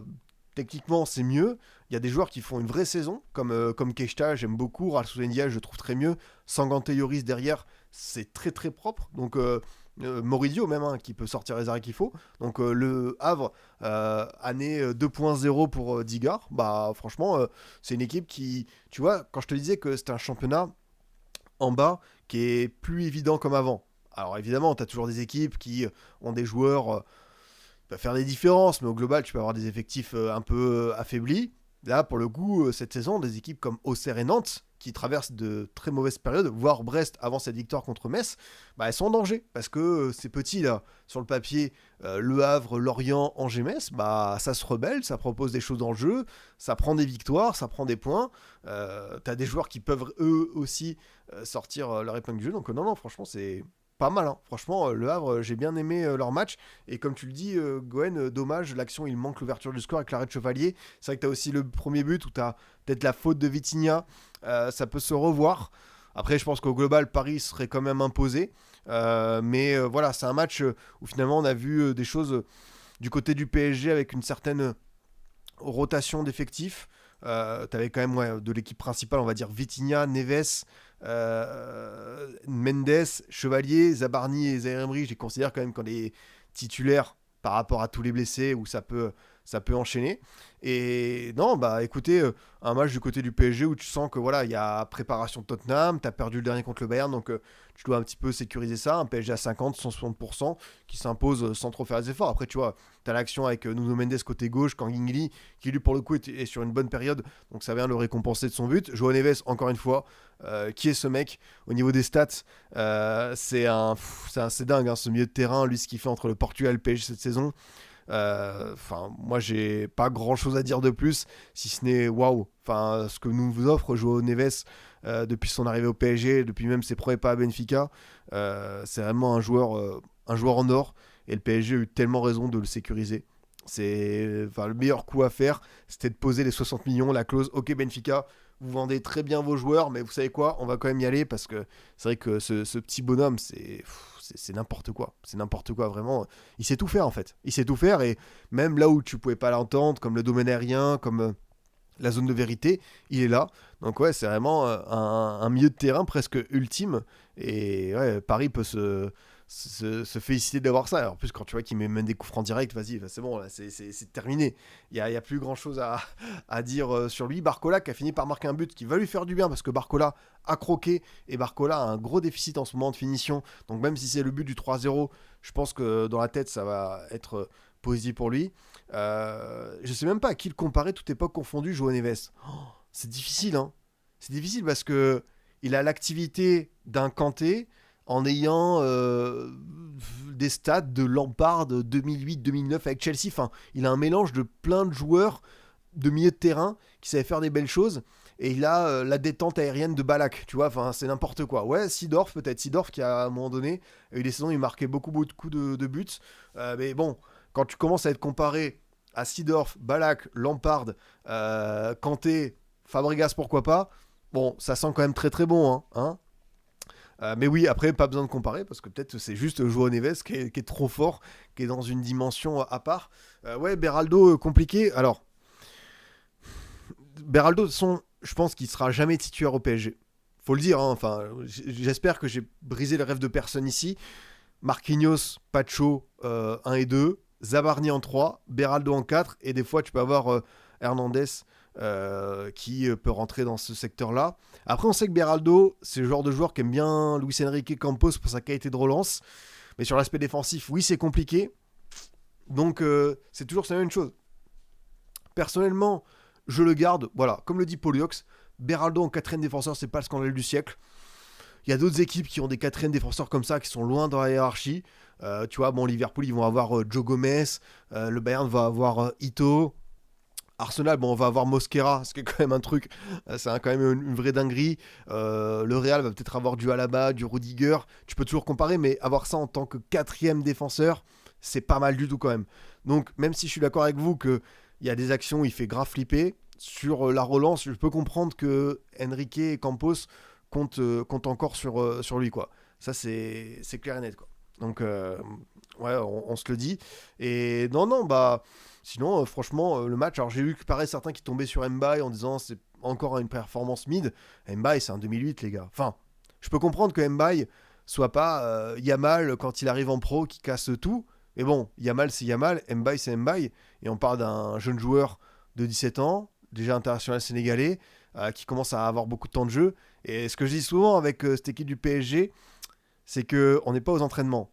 Et que si Luis Enrique insiste avec lui, c'est qu'il a vu des trucs que nous, depuis ce fauteuil de stream ou vos canapés, on ne peut pas déceler. Donc je lui fais confiance là-dessus. Je peux comprendre que ce soit frustrant dans le dernier geste, tout ça, mais il y a sans doute un truc à creuser. Et peut-être qu'un jour, il y aura ce premier but, enfin, il y en a déjà marqué, hein, mais un doublé, un match déclic. Et après, vous connaissez la théorie du ketchup révélée par un certain grand philosophe portugais. Ça ira. Ça ira tout seul, quoi. Donc on verra. C'est vrai qu'il a que 17 ans, MDR, c'est fou. Après, moi, j'aime pas trop parler en âge, mais plus en année d'XP Pro. Ouais, c'est pareil. Non, mais c'est ça. Njantou, Mbaye, on voit des trucs. Tout n'est pas parfait, mais c'est ce que je vous ai dit tout à l'heure pour Sahraoui. Même si c'est encore plus jeune, c'est les défauts de soit des postes, soit de la jeunesse. C'est que voilà, tu dois accepter aussi que dans un cycle de progression, t'es des hauts, t'es des bas, t'es des erreurs. Et sur 90 minutes, le travail principal d'un coach, c'est justement d'écraser, de réduire au max ses erreurs. Des fois, tu peux pas y parvenir parce que bah, tu dois aussi faire confiance à ces jeunes et leur laisser des opportunités, quoi.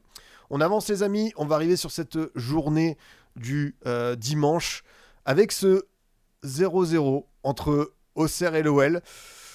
Un match qui ne restera pas dans les annales du foot français. Franchement, je sais pas si on a déjà vu pire performance pour l'OL sur 90 minutes contre une équipe relégable. C'est un match qui était extrêmement triste, pas beaucoup d'inspiration.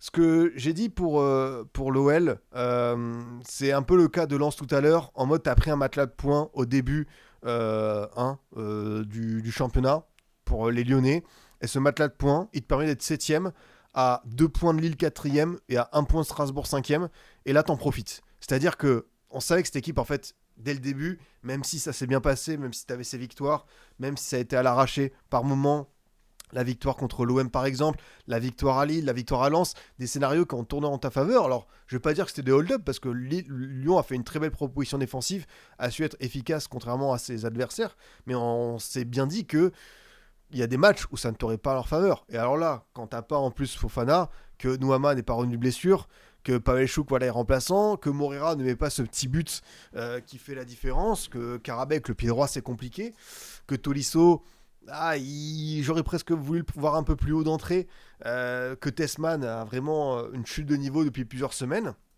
Bah finalement, en fait, les gars, l'OL est à sa place. Hein. Faut le dire. Enfin, l'OL, pour moi, c'est leur rang 6-7e à la lutte pour l'Europa, à la lutte pour la Pipion League.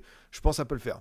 Et ouais, par contre, tu peux le dire, hein, il y a aussi des trucs hyper réjouissants, genre Dominique Griff qui sort le penalty et Clinton Mata.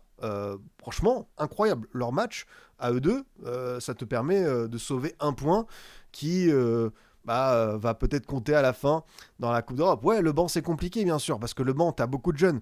En jeunes, t'as Thiago Gonçalves, t'as Théo Barezic, Faloufal, Arandro Gomez, Enzo Honoré, Mathis de Carvalho.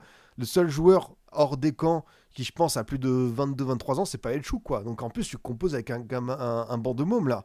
Là, t'avais pas Kluivert, t'avais pas Tagliafico, t'avais pas Tebour, t'avais pas Morton, t'avais pas Nouama, t'as pas Mangala, Fofana. T'en manques du monde, hein. Ça, c'est quand même... déjà que t'as, niveau effectif, t'es juste.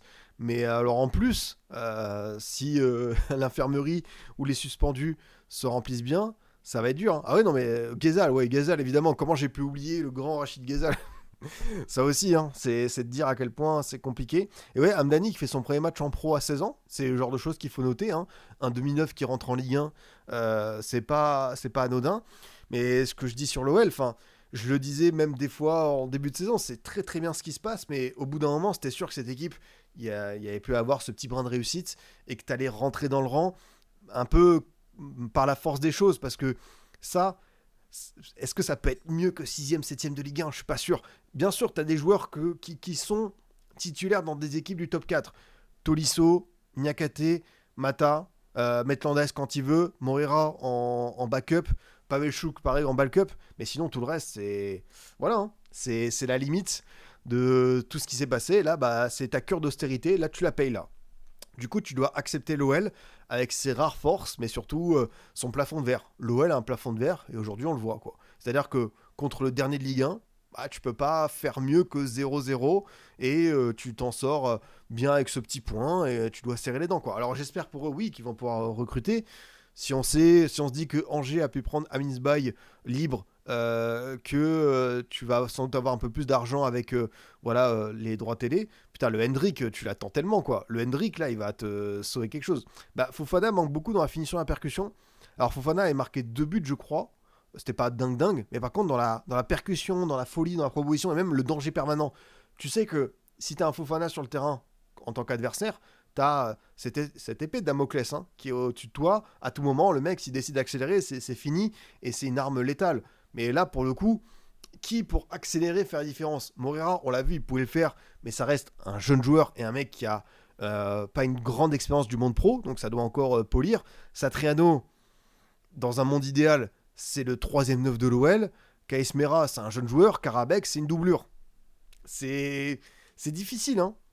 C'est difficile pour l'OL d'espérer mieux. Après, je peux comprendre que rentrer dans le rang, changer de statut, passer d'équipe qui vise le top 4 à être, si on est en Europa, Pipion League, c'est bien. C'est pas évident à attendre, mais ça va pas être évident, quoi. Oui, c'est vrai que le Moreira, le Alfonso Bastardo Moreira, il est il est particulier le surnom. Ouais, apparemment c'est ça, ouais. Deuxième prénom, le Bastardo. Ça, c'est quand même. Ça claque quand tu le dis bien. Euh, Côté Auxerre, des fois, En fait, c'est un match où tu te dis comment cette équipe est toujours dernière de Ligue 1 parce qu'ils ont des joueurs, ils ont des propositions. Mais en fait, je comprends qu'elle est dernière de Ligue 1 parce qu'au niveau de la finition, c'est toujours aussi critique. Et tu t'en sors avec un point contre une équipe voilà, qui est européenne, donc pourquoi pas. Mais bon, quand tu es dernier avec 7 points au coup d'envoi, c'est là où tu peux regretter de ne pas avoir saisi l'opportunité. J'ai quand même bien aimé le match de Lamine Sy. Très intéressant dans le couloir droit, beaucoup de centres. En fait, les deux pistons, enfin les deux centraux, enfin les deux joueurs excentrés, Mensa et Sy, j'ai trouvé vraiment pas mal du tout. Beaucoup de courses, de centres. Ils n'ont pas toujours trouvé preneur. Sur le front de l'attaque, Sinayoko, le penalty. Sinayoko, j'ai vu il est sorti. Il a été sifflé par l'abbé Deschamps. Donc même une petite cassure avec les supporters. Ça va être compliqué. C'est Koumara, vous connaissez mon affection pour lui par rapport à Bordeaux. C'est trop tendre, comme toujours. Namasso, j'aime bien, c'est remuant, mais il n'a pas eu non plus une quantité d'occasions. Donc on est toujours un peu sur le même constat avec la GIA, c'est que tu as une proposition footballistique qui est pas déconnante, mais ouais, au bout d'un moment, il va falloir marquer des buts. Parce que Auxerre, cette saison, c'est combien de buts marqués? Je pense que ça va être un peu flippant. 7 buts marqués en 13 journées. Ce qui fait un but tous les 2 matchs quasiment. C'est chaud, hein. Alors oui, tu as eu la paire de Traoré, de Perrin, ou même de Djoubal, qui pouvait voilà, faire des différences à tout moment sur coup de pied arrêté. Mais voilà, t'as quand même des attaquants que entre Sinayoko, Mara, Namasso, Osman, Casimir, t'es seulement à 7 buts, c'est compliqué. Ouais, et Matondo, très bien. Matondo, ouais, j'ai parlé de si, mais Matondo, dans ce contexte-là, pas mal du tout, ouais. C'est encore une fois la preuve, Matondo en plus qui a fait beaucoup de sélections en équipe de France jeune. Encore une fois la preuve que bah, dans n'importe quelle équipe, tu as des talents, tu as du vivier. Et c'est vrai que si et Matondo peuvent être les gagnants de cette période trouble de AGA. Ouais, Donovan Léon a fait un vrai match, mais de toute façon les deux gardiens ont fait un vrai match. Mais voilà, c'est pour ça que cette AGA, c'est une équipe hyper frustrante, quoi. Il suffit de pas grand-chose pour que cette équipe, bah, elle soit dans ce petit ventre mou. Voilà, ça n'a pas tourné en faveur. Ouais, j'ai parlé de 7 buts, mais bon, 2 victoires en 13 matchs. Auxerre, ça fait quoi les 3 prochaines journées? Parce que c'est là où ça peut se jouer peut-être pour eux.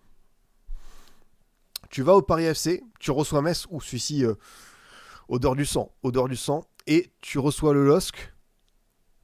Tu vois, le Paris FC, ça m'étonnerait pas qu'ils aillent chercher une victoire, mais surtout c'est le match de Metz, ouais. Là, il faudrait prendre 4-5 points et même faire 2 victoires sur...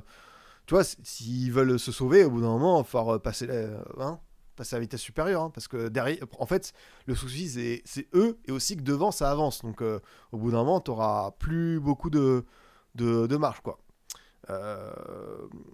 Si sa saison à Rouen, c'était fort, je savais qu'il allait loin. Ah bah écoute, moi, c'est une totale découverte. Franchement, j'aime beaucoup, beaucoup ce que j'ai vu cet après-midi du côté de la Baie des Champs. On enchaîne avec ce Nantes-Lorient. Ce que je vous disais, c'est que j'aime pas parler d'arbitrage parce que bon, je dis pas que c'est des débats sans fin, mais des fois on se retrouve avec des trucs très très particuliers. Et pour le coup, on a eu bon une petite dinguerie. Hein, je sais pas si je peux trouver le screen d'Awaziem sur ce fameux but hors jeu finalement accepté de la part de notre ami Rudy Buquet. Une action qui me paraissait assez évidente. Awaziem qui se rattrape bien en mettant voilà, le but qu'il faut pour choper un point. C'est toujours aussi compliqué hein, pour les Nantais qui n'avancent pas, qui ont un rythme voilà, au petit trot, hein, comme on dit. C'est ça qui est compliqué pour eux. Alors attends, j'essaie d'aller trouver quand même le petit screen qu'il faut pour voir, pour vous expliquer, parce que pour moi, c'est quand même assez évident sur ce coup-là. Ouais, je vais peut-être pas le trouver en fait, le screen. Je sais pas si il existe. Parce qu'en gros, tu as un centre d'un Lorientais qui va essayer de trouver Soumano. Sauf qu'Awaziem intervient en taclant parce qu'il a le regard qui est concentré sur voilà, le déplacement de Soumano. Et du coup, Lopez qui anticipe aussi le centre. Et du coup, Awaziem tacle dans son but. Mais du coup, il fait action de jeu, Lopez aussi, parce que derrière t'as Soumano qui est hors jeu, qui incite à ce déplacement. Bah, la vidéo, je peux pas montrer parce que sinon le replay sautera malheureusement sur YouTube. Mais j'aimerais bien vous montrer le screen, mais en tout cas, je vous explique l'action telle qu'elle est. Non, t'inquiète, c'est pas grave. Surtout parce que la VAR intervient alors que l'arbitre de touche lève le drapeau. En fait, ce qui est dérangeant sur cette action, c'est que t'as également un contact entre Ablin et Meite au niveau de la ligne médiane où t'as, semble-t-il, un coup de coude. Du coup, je me pose la question, c'est pourquoi ce but a été validé alors que t'as deux faits litigieux et quand t'as deux trucs litigieux, bon, quand même, ça pue un petit peu et j'étais persuadé qu'il a refusé le but. Il l'a accordé. Donc, vraiment, vraiment, ouais, je reviens de la Beaujoire, c'était dramatique. De toute façon, on parle d'arbitrage parce que c'est un fait important.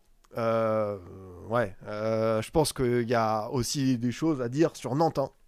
Nantes a été, je trouve, dominé par Lorient. Nantes a manqué d'idées. Mais Nantes a toujours ce truc où ils s'accrochent. Hein. Ils vont chercher des buts en fin de match. Ils l'avaient fait contre Rennes. Là, ils le font ce soir contre Lorient. Mais moi, ce qui me dérange le plus, c'est que Nantes a eu un calendrier compliqué au début. Là, ils ont eu quand même cette fenêtre pour enchaîner enfin avec des victoires. Voilà, tu as eu la victoire au Paris FC qui a fait du bien, la défaite contre Monaco, ok. Mais là, tu avais 3 matchs contre des adversaires directs et tu prends que 2 points. Tu as perdu contre Metz, tu as été ridicule à la maison. Le Havre, tu as marqué au début, puis après, tu t'es fait rouler dessus. Le but à la fin de Lloris c'est amplement mérité. Là, tu as ce nul contre Lorient où tu pas été bon, tu pas été inspiré. Donc, c'est difficile, quoi. Ouais, non, mais le match de Nantes est pas bon et je sais pas par quoi ça va passer. On pense tous à la même chose, les gars. À ce bon vieux Tonio Comboiré qui doit s'éclater du côté du golfe de Saint-Nazaire, qui n'attend qu'une chose, un coup de fil de Valdemar. Mais en même temps, ce serait un aveu de faiblesse, une défaite, de renoncer à Castro, à une autre proposition, et de se dire qu'on va encore avoir un bon visage connu de Ligue 1. Je veux bien que Comboiré revienne, mais au bout d'un moment, il va falloir passer à autre chose. Bah, je vois pas la patte Castro en jeu offensif. Bah, moi aussi, hein, j'arrive pas à la voir. Après, bah là, El Arabi, comme d'hab, hein, El Arabi, je peux comprendre que dans le domaine aérien, dans le vécu, c'est bien. 38 ans, 39 ans. Mais bon, est-ce que tu peux construire à l'avenir avec lui Là, tu vois, l'ado qu'on a vu pour la première fois, c'est pas dingue. Ablin qui a beaucoup essayé, comme toujours, mais qui n'a pas été récompensé ou qui des fois s'est enfermé un petit peu tout seul. Tabibou, Kwan, Mwanga, j'ai l'impression que Le Penant, j'aime bien Mwanga, mais Le Penant, il ferait pas tâche quand même dans ce milieu de terrain. J'ai vu qu'il était revenu de blessure, donc ça c'est plutôt une bonne nouvelle. Lui, s'il réussit à de nouveau enchaîner. Ouais, Guirassy, t'as comment il s'appelle, Benatab qui a disparu, qui a porté ce petit frisson. Là en plus, t'as Leroux qui s'est blessé, t'as Kodza qui est de retour. Ouais, ce Nantes, il sent pas bon. Hein. Et pourtant, j'avais envie de croire à Castro. J'avais envie de croire à ce projet de Nantes avec ces jeunes, avec les Tabibou, avec les Tati, avec les Guirassy, avec les Benatab qui a fait sa super saison à Aubagne, avec, voilà, avec les Duff, avec d'autres joueurs qui vont pouvoir pointer le bout de leur nez. Peut-être qu'il faut encore être un peu patient, mais là, j'avoue que je suis dubitatif. Ah, ils descendront pas comme d'habitude. Oui, on sait que Nantes a l'habitude à ce savoir-faire dans les sprints finaux pour s'en sortir. Mais il y a cette série de matchs, je voulais faire le bilan après et je suis pas forcément optimiste. Hein. C'est difficile. Hein. Dunkerque sous Castro m'avait impressionné à Saint-Symphorien. Bah, il avait du très bon matériel en Ligue 2, enfin, à l'échelle de Dunkerque. Là, je sais pas, est-ce que ça doit passer par du mercato. J'ai l'impression que les joueurs sont encore un peu.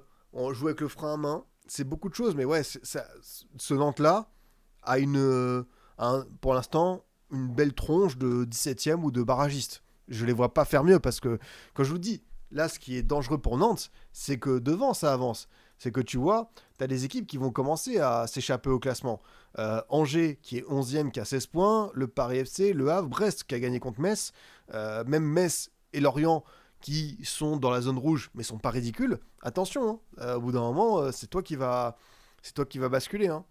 J'ai l'impression de voir le même Nantes depuis 3-4 saisons. Bah, c'est ça qui est terrible, c'est que, de toute façon, on le sait les gars, hein, quand il se passe ça, que tu changes de coach, que tu ramènes ton ex, que tu changes un nouveau projet et tout, au bout d'un moment, ça doit venir d'en haut. C'est qu'il y a un souci interne où t'arrives pas à te dépêtrer. Est-ce que Nantes est condamné à descendre un jour? Pour l'instant, oui, s'il n'y a pas un bouleversement, une révolution interne. Je vois pas d'autre issue. Parce que tu continues avec les mêmes personnes qui t'ont mené là.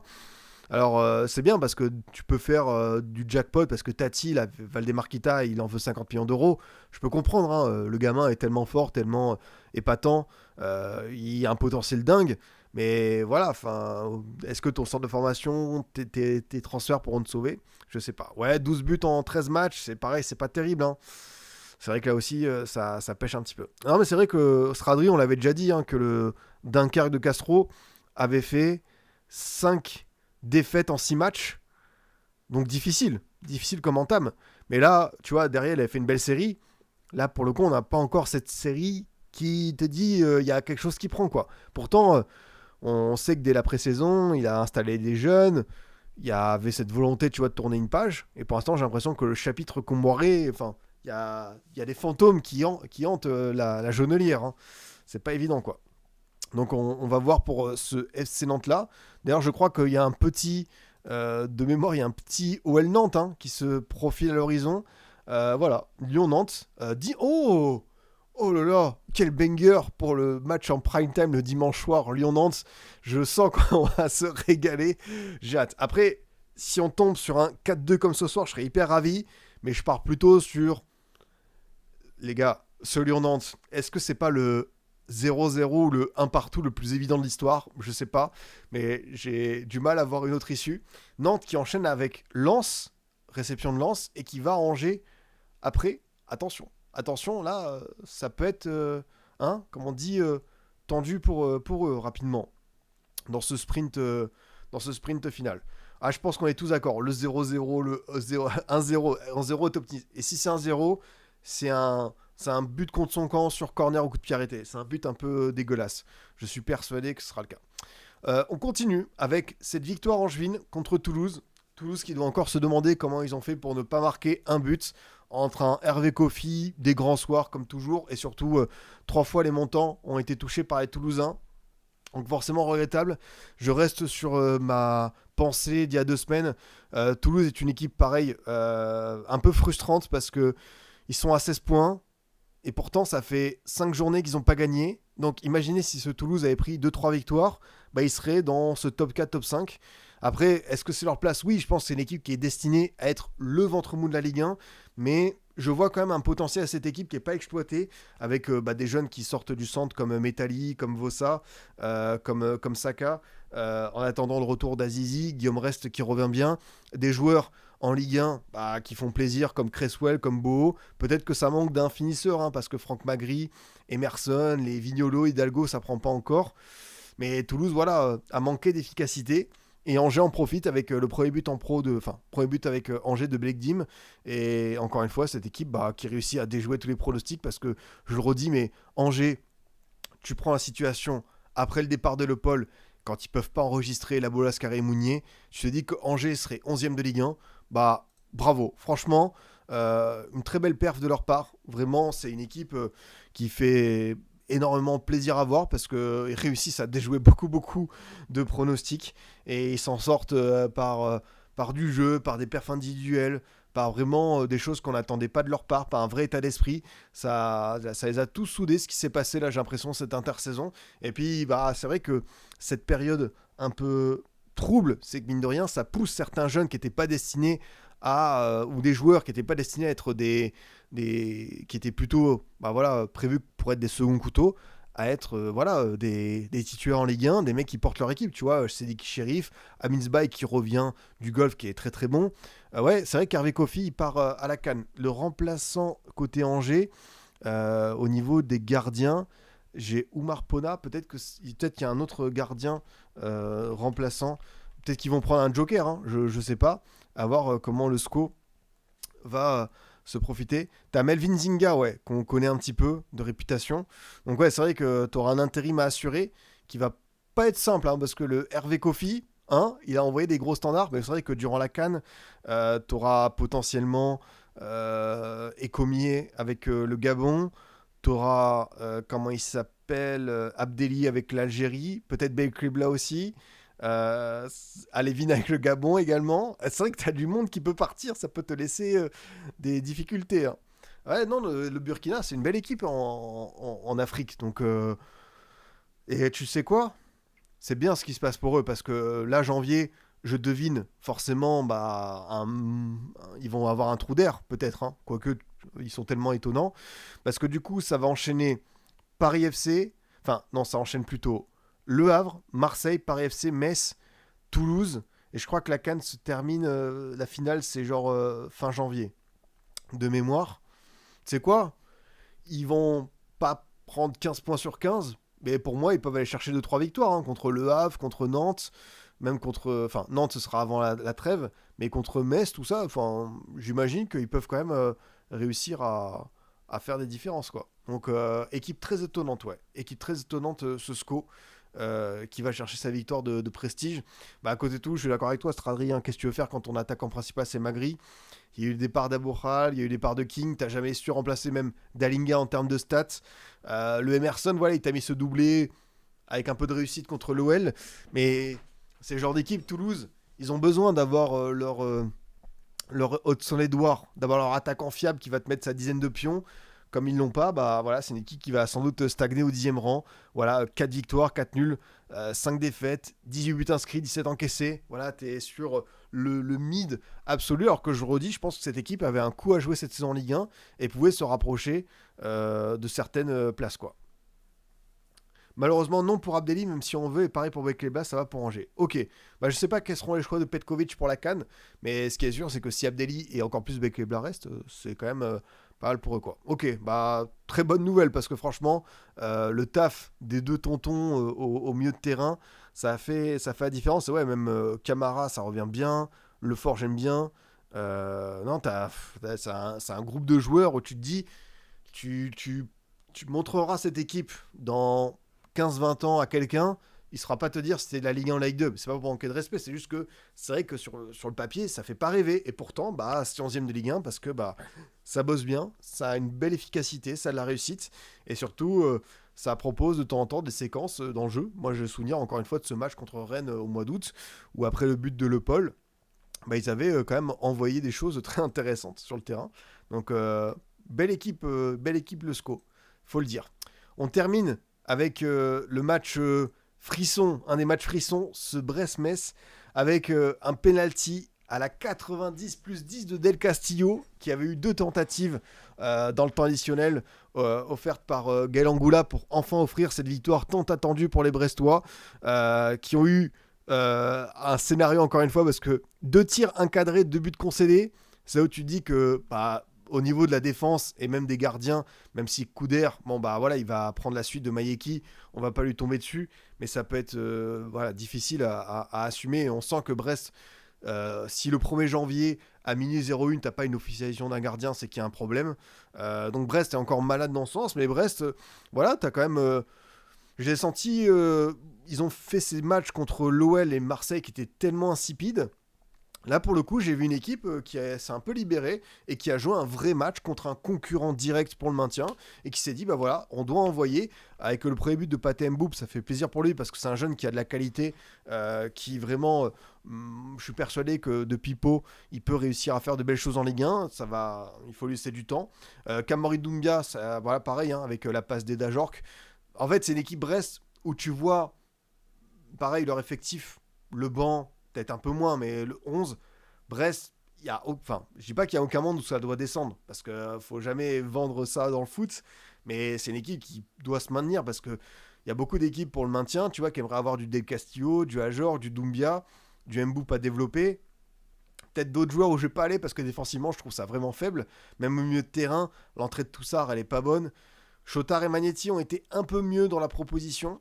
Bah, Kamori Doumbia, Goen, je peux comprendre, tu le trouves sous-côté, mais c'est quand même un joueur qui, je vais pas dire choisit ses matchs, mais il a quand même aussi ses moments d'absence. Je le dis, ça reste un jeune quand même, hein, parce que Kamori Doumbia, il doit avoir 23, 24, 22 ans même. 22 ans, tu vois, ça reste jeune hein, à l'échelle du foot. Mais il a encore ses hauts, comme ce soir, et des bas qui sont des vrais bas, où il peut passer à côté de son truc. Donc ça, pour le coup, c'est pas évident. Tu vois, Daouda Guindo, qui défensivement a pas été un crack absolu, mais j'ai bien aimé son match pour remplacer Bradley Loco côté gauche. Koulibaly qui concède ce CSC qui est malheureux sur la percée de Sheikh Sabali. Par contre, le but de Titashvili, très sympa parce que il lance en profondeur, il résiste à Kenny Lala et il a réussi à enchaîner pied gauche pour tromper Couder. Donc pas mal du tout le but. Et en fait, c'était 3 points, c'était 3 points tellement vitaux pour Brest parce que ça commence un petit peu à se tendre, je pense, en, en interne par rapport à la dynamique, tout ça. Où ça faisait longtemps que tu n'avais pas gagné. Brest, en plus, ouais, et ils avaient intérêt à gagner parce que là, ça enchaîne. Ah oui, ils avaient vraiment intérêt à prendre les 3 points. Strasbourg, Monaco, Rennes. Alors, Brest-Monaco, pourquoi pas, hein, on connaît ce genre de match à Francis Leblay. Si c'est Francis Leblay Prime de la saison d'il y a 2 ans, Monaco ne repart pas avec les 3 points. Mais par contre, à Strasbourg et à Rennes, j'avoue, j'ai un peu peur pour eux. J'ai un peu peur pour eux. Ouais, c'est vrai que les pénaltys, il y a quelque chose à redire. Je vois ce que tu veux dire, Prophété. Je vois totalement ton côté désabusé. Mais bon, pour moi, le premier, ouais, parce qu'il y a la main. Le deuxième, peut-être plus de choses à redire, quoi. Non, victoire vitale. Et bon, pour Metz, la série euphorique s'arrête. Ils redeviennent 17ème. Et finalement, c'est bien parce que ça va les ramener à leur réalité. C'est une équipe qui, jusqu'au bout, pareil, va devoir sauver sa place, va devoir garder un petit peu la tête froide et se dire on est une équipe qui va lutter pour le maintien parce qu'on n'a pas un effectif XXL, on n'a pas les plus belles intentions. Eux aussi, durant la CAN, il y aura des départs. Mais maintenant, voilà, hein, t'as quand même.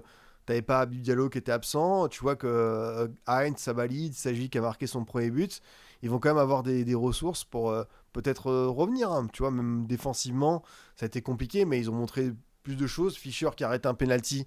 Sur le deuxième, il a pas pu faire grand-chose contre Del Castillo. Donc, c'est une victoire qui ne doit pas signifier en mode, ça y est, c'est la fin des haricots. Hein. Metz, de toute façon, ils vont être à leur niveau, quoi. Il fait peur, Fischer aussi. Ah, Fischer, je vois ce que tu veux dire. Metz doit apprendre à faire des matchs nuls. C'est vrai que Metz, ils en ont fait 2. Et sinon, après, c'est que victoire, défaite. Ouais. J'ai l'impression que c'est l'équipe qui a fait 2. Ouais. Tu vois, Auxerre aussi a fait 2 nuls. Pareil, c'est pareil. Strasbourg, Lens et Marseille, il y a des équipes qui ont fait qu'un nul cette saison. Donc, t'as quand même un certain partage de points en Ligue 1. La palme, c'est quand même Rennes avec 6 nuls. Mais Rennes qui l'a perdu que 2 fois. Et c'est la seule équipe dans ce cas-là. Enfin, il n'y a que le PSG qui fait mieux. Donc, on peut quand même mettre ça en avant. Les amis, on va se terminer le live avec l'habituel équipe type, histoire de voir quels sont vos coups de cœur de la journée en Ligue 1, quels sont les joueurs que vous voulez absolument mettre en avant. Le truc, c'est qu'il y a beaucoup de belles propositions aujourd'hui. Je pense que je ne peux qu'être gâté. Vraiment, il y a du monde qui a envoyé des performances de tous les côtés. Kofi, ouais, Kofi, ouais, je suis d'accord. Il y a des noms que vous commencez à me dire. Je pense que je vais être obligé de les mettre. Kofi, j'avoue que je vais mettre le petit si d'Auxerre. Je trouve qu'il a été vraiment bon. Alors j'ai l'impression que Line-Up Builder est en train de me trahir. Hop. Je vais aller sur FautMob pour faire mon équipe. Je vais leur faire une petite infidélité parce que ce soir j'ai l'impression que ça rame de fou. Donc allez, hop, on va aller sur Kofi. Côté droit, j'avoue que le petit si d'Auxerre, je sais pas où est-ce que je peux le trouver.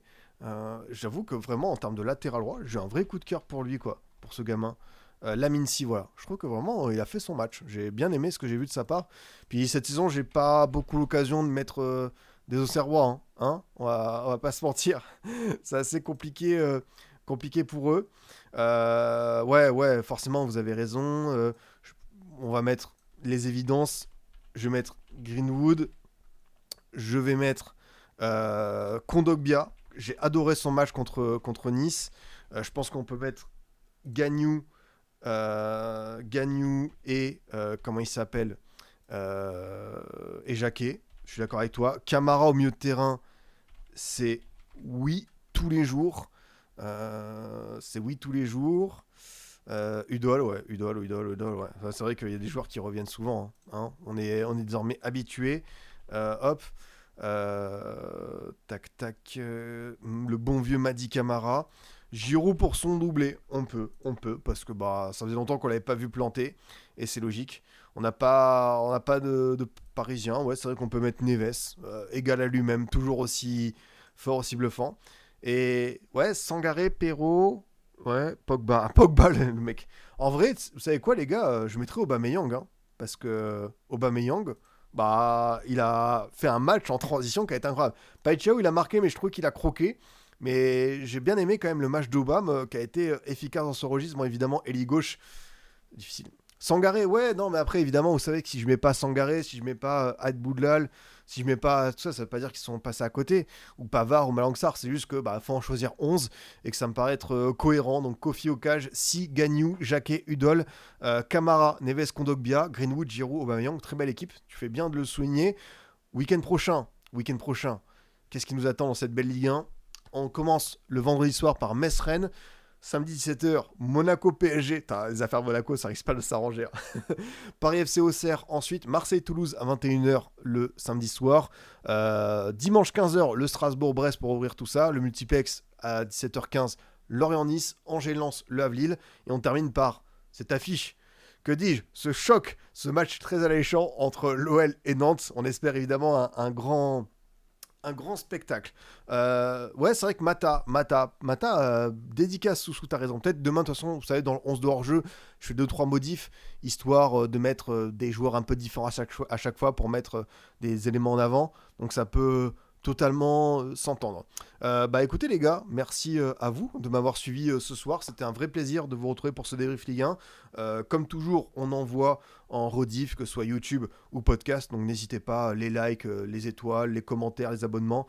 Je compte sur vous pour pousser tout ça. On se retrouve nous sur hors-jeu demain pour la régulière, l'hebdomadaire à 18h. Et évidemment, mardi soir, retour Ligue des Champions après le Marseille-Newcastle. Mercredi soir, on sera également là.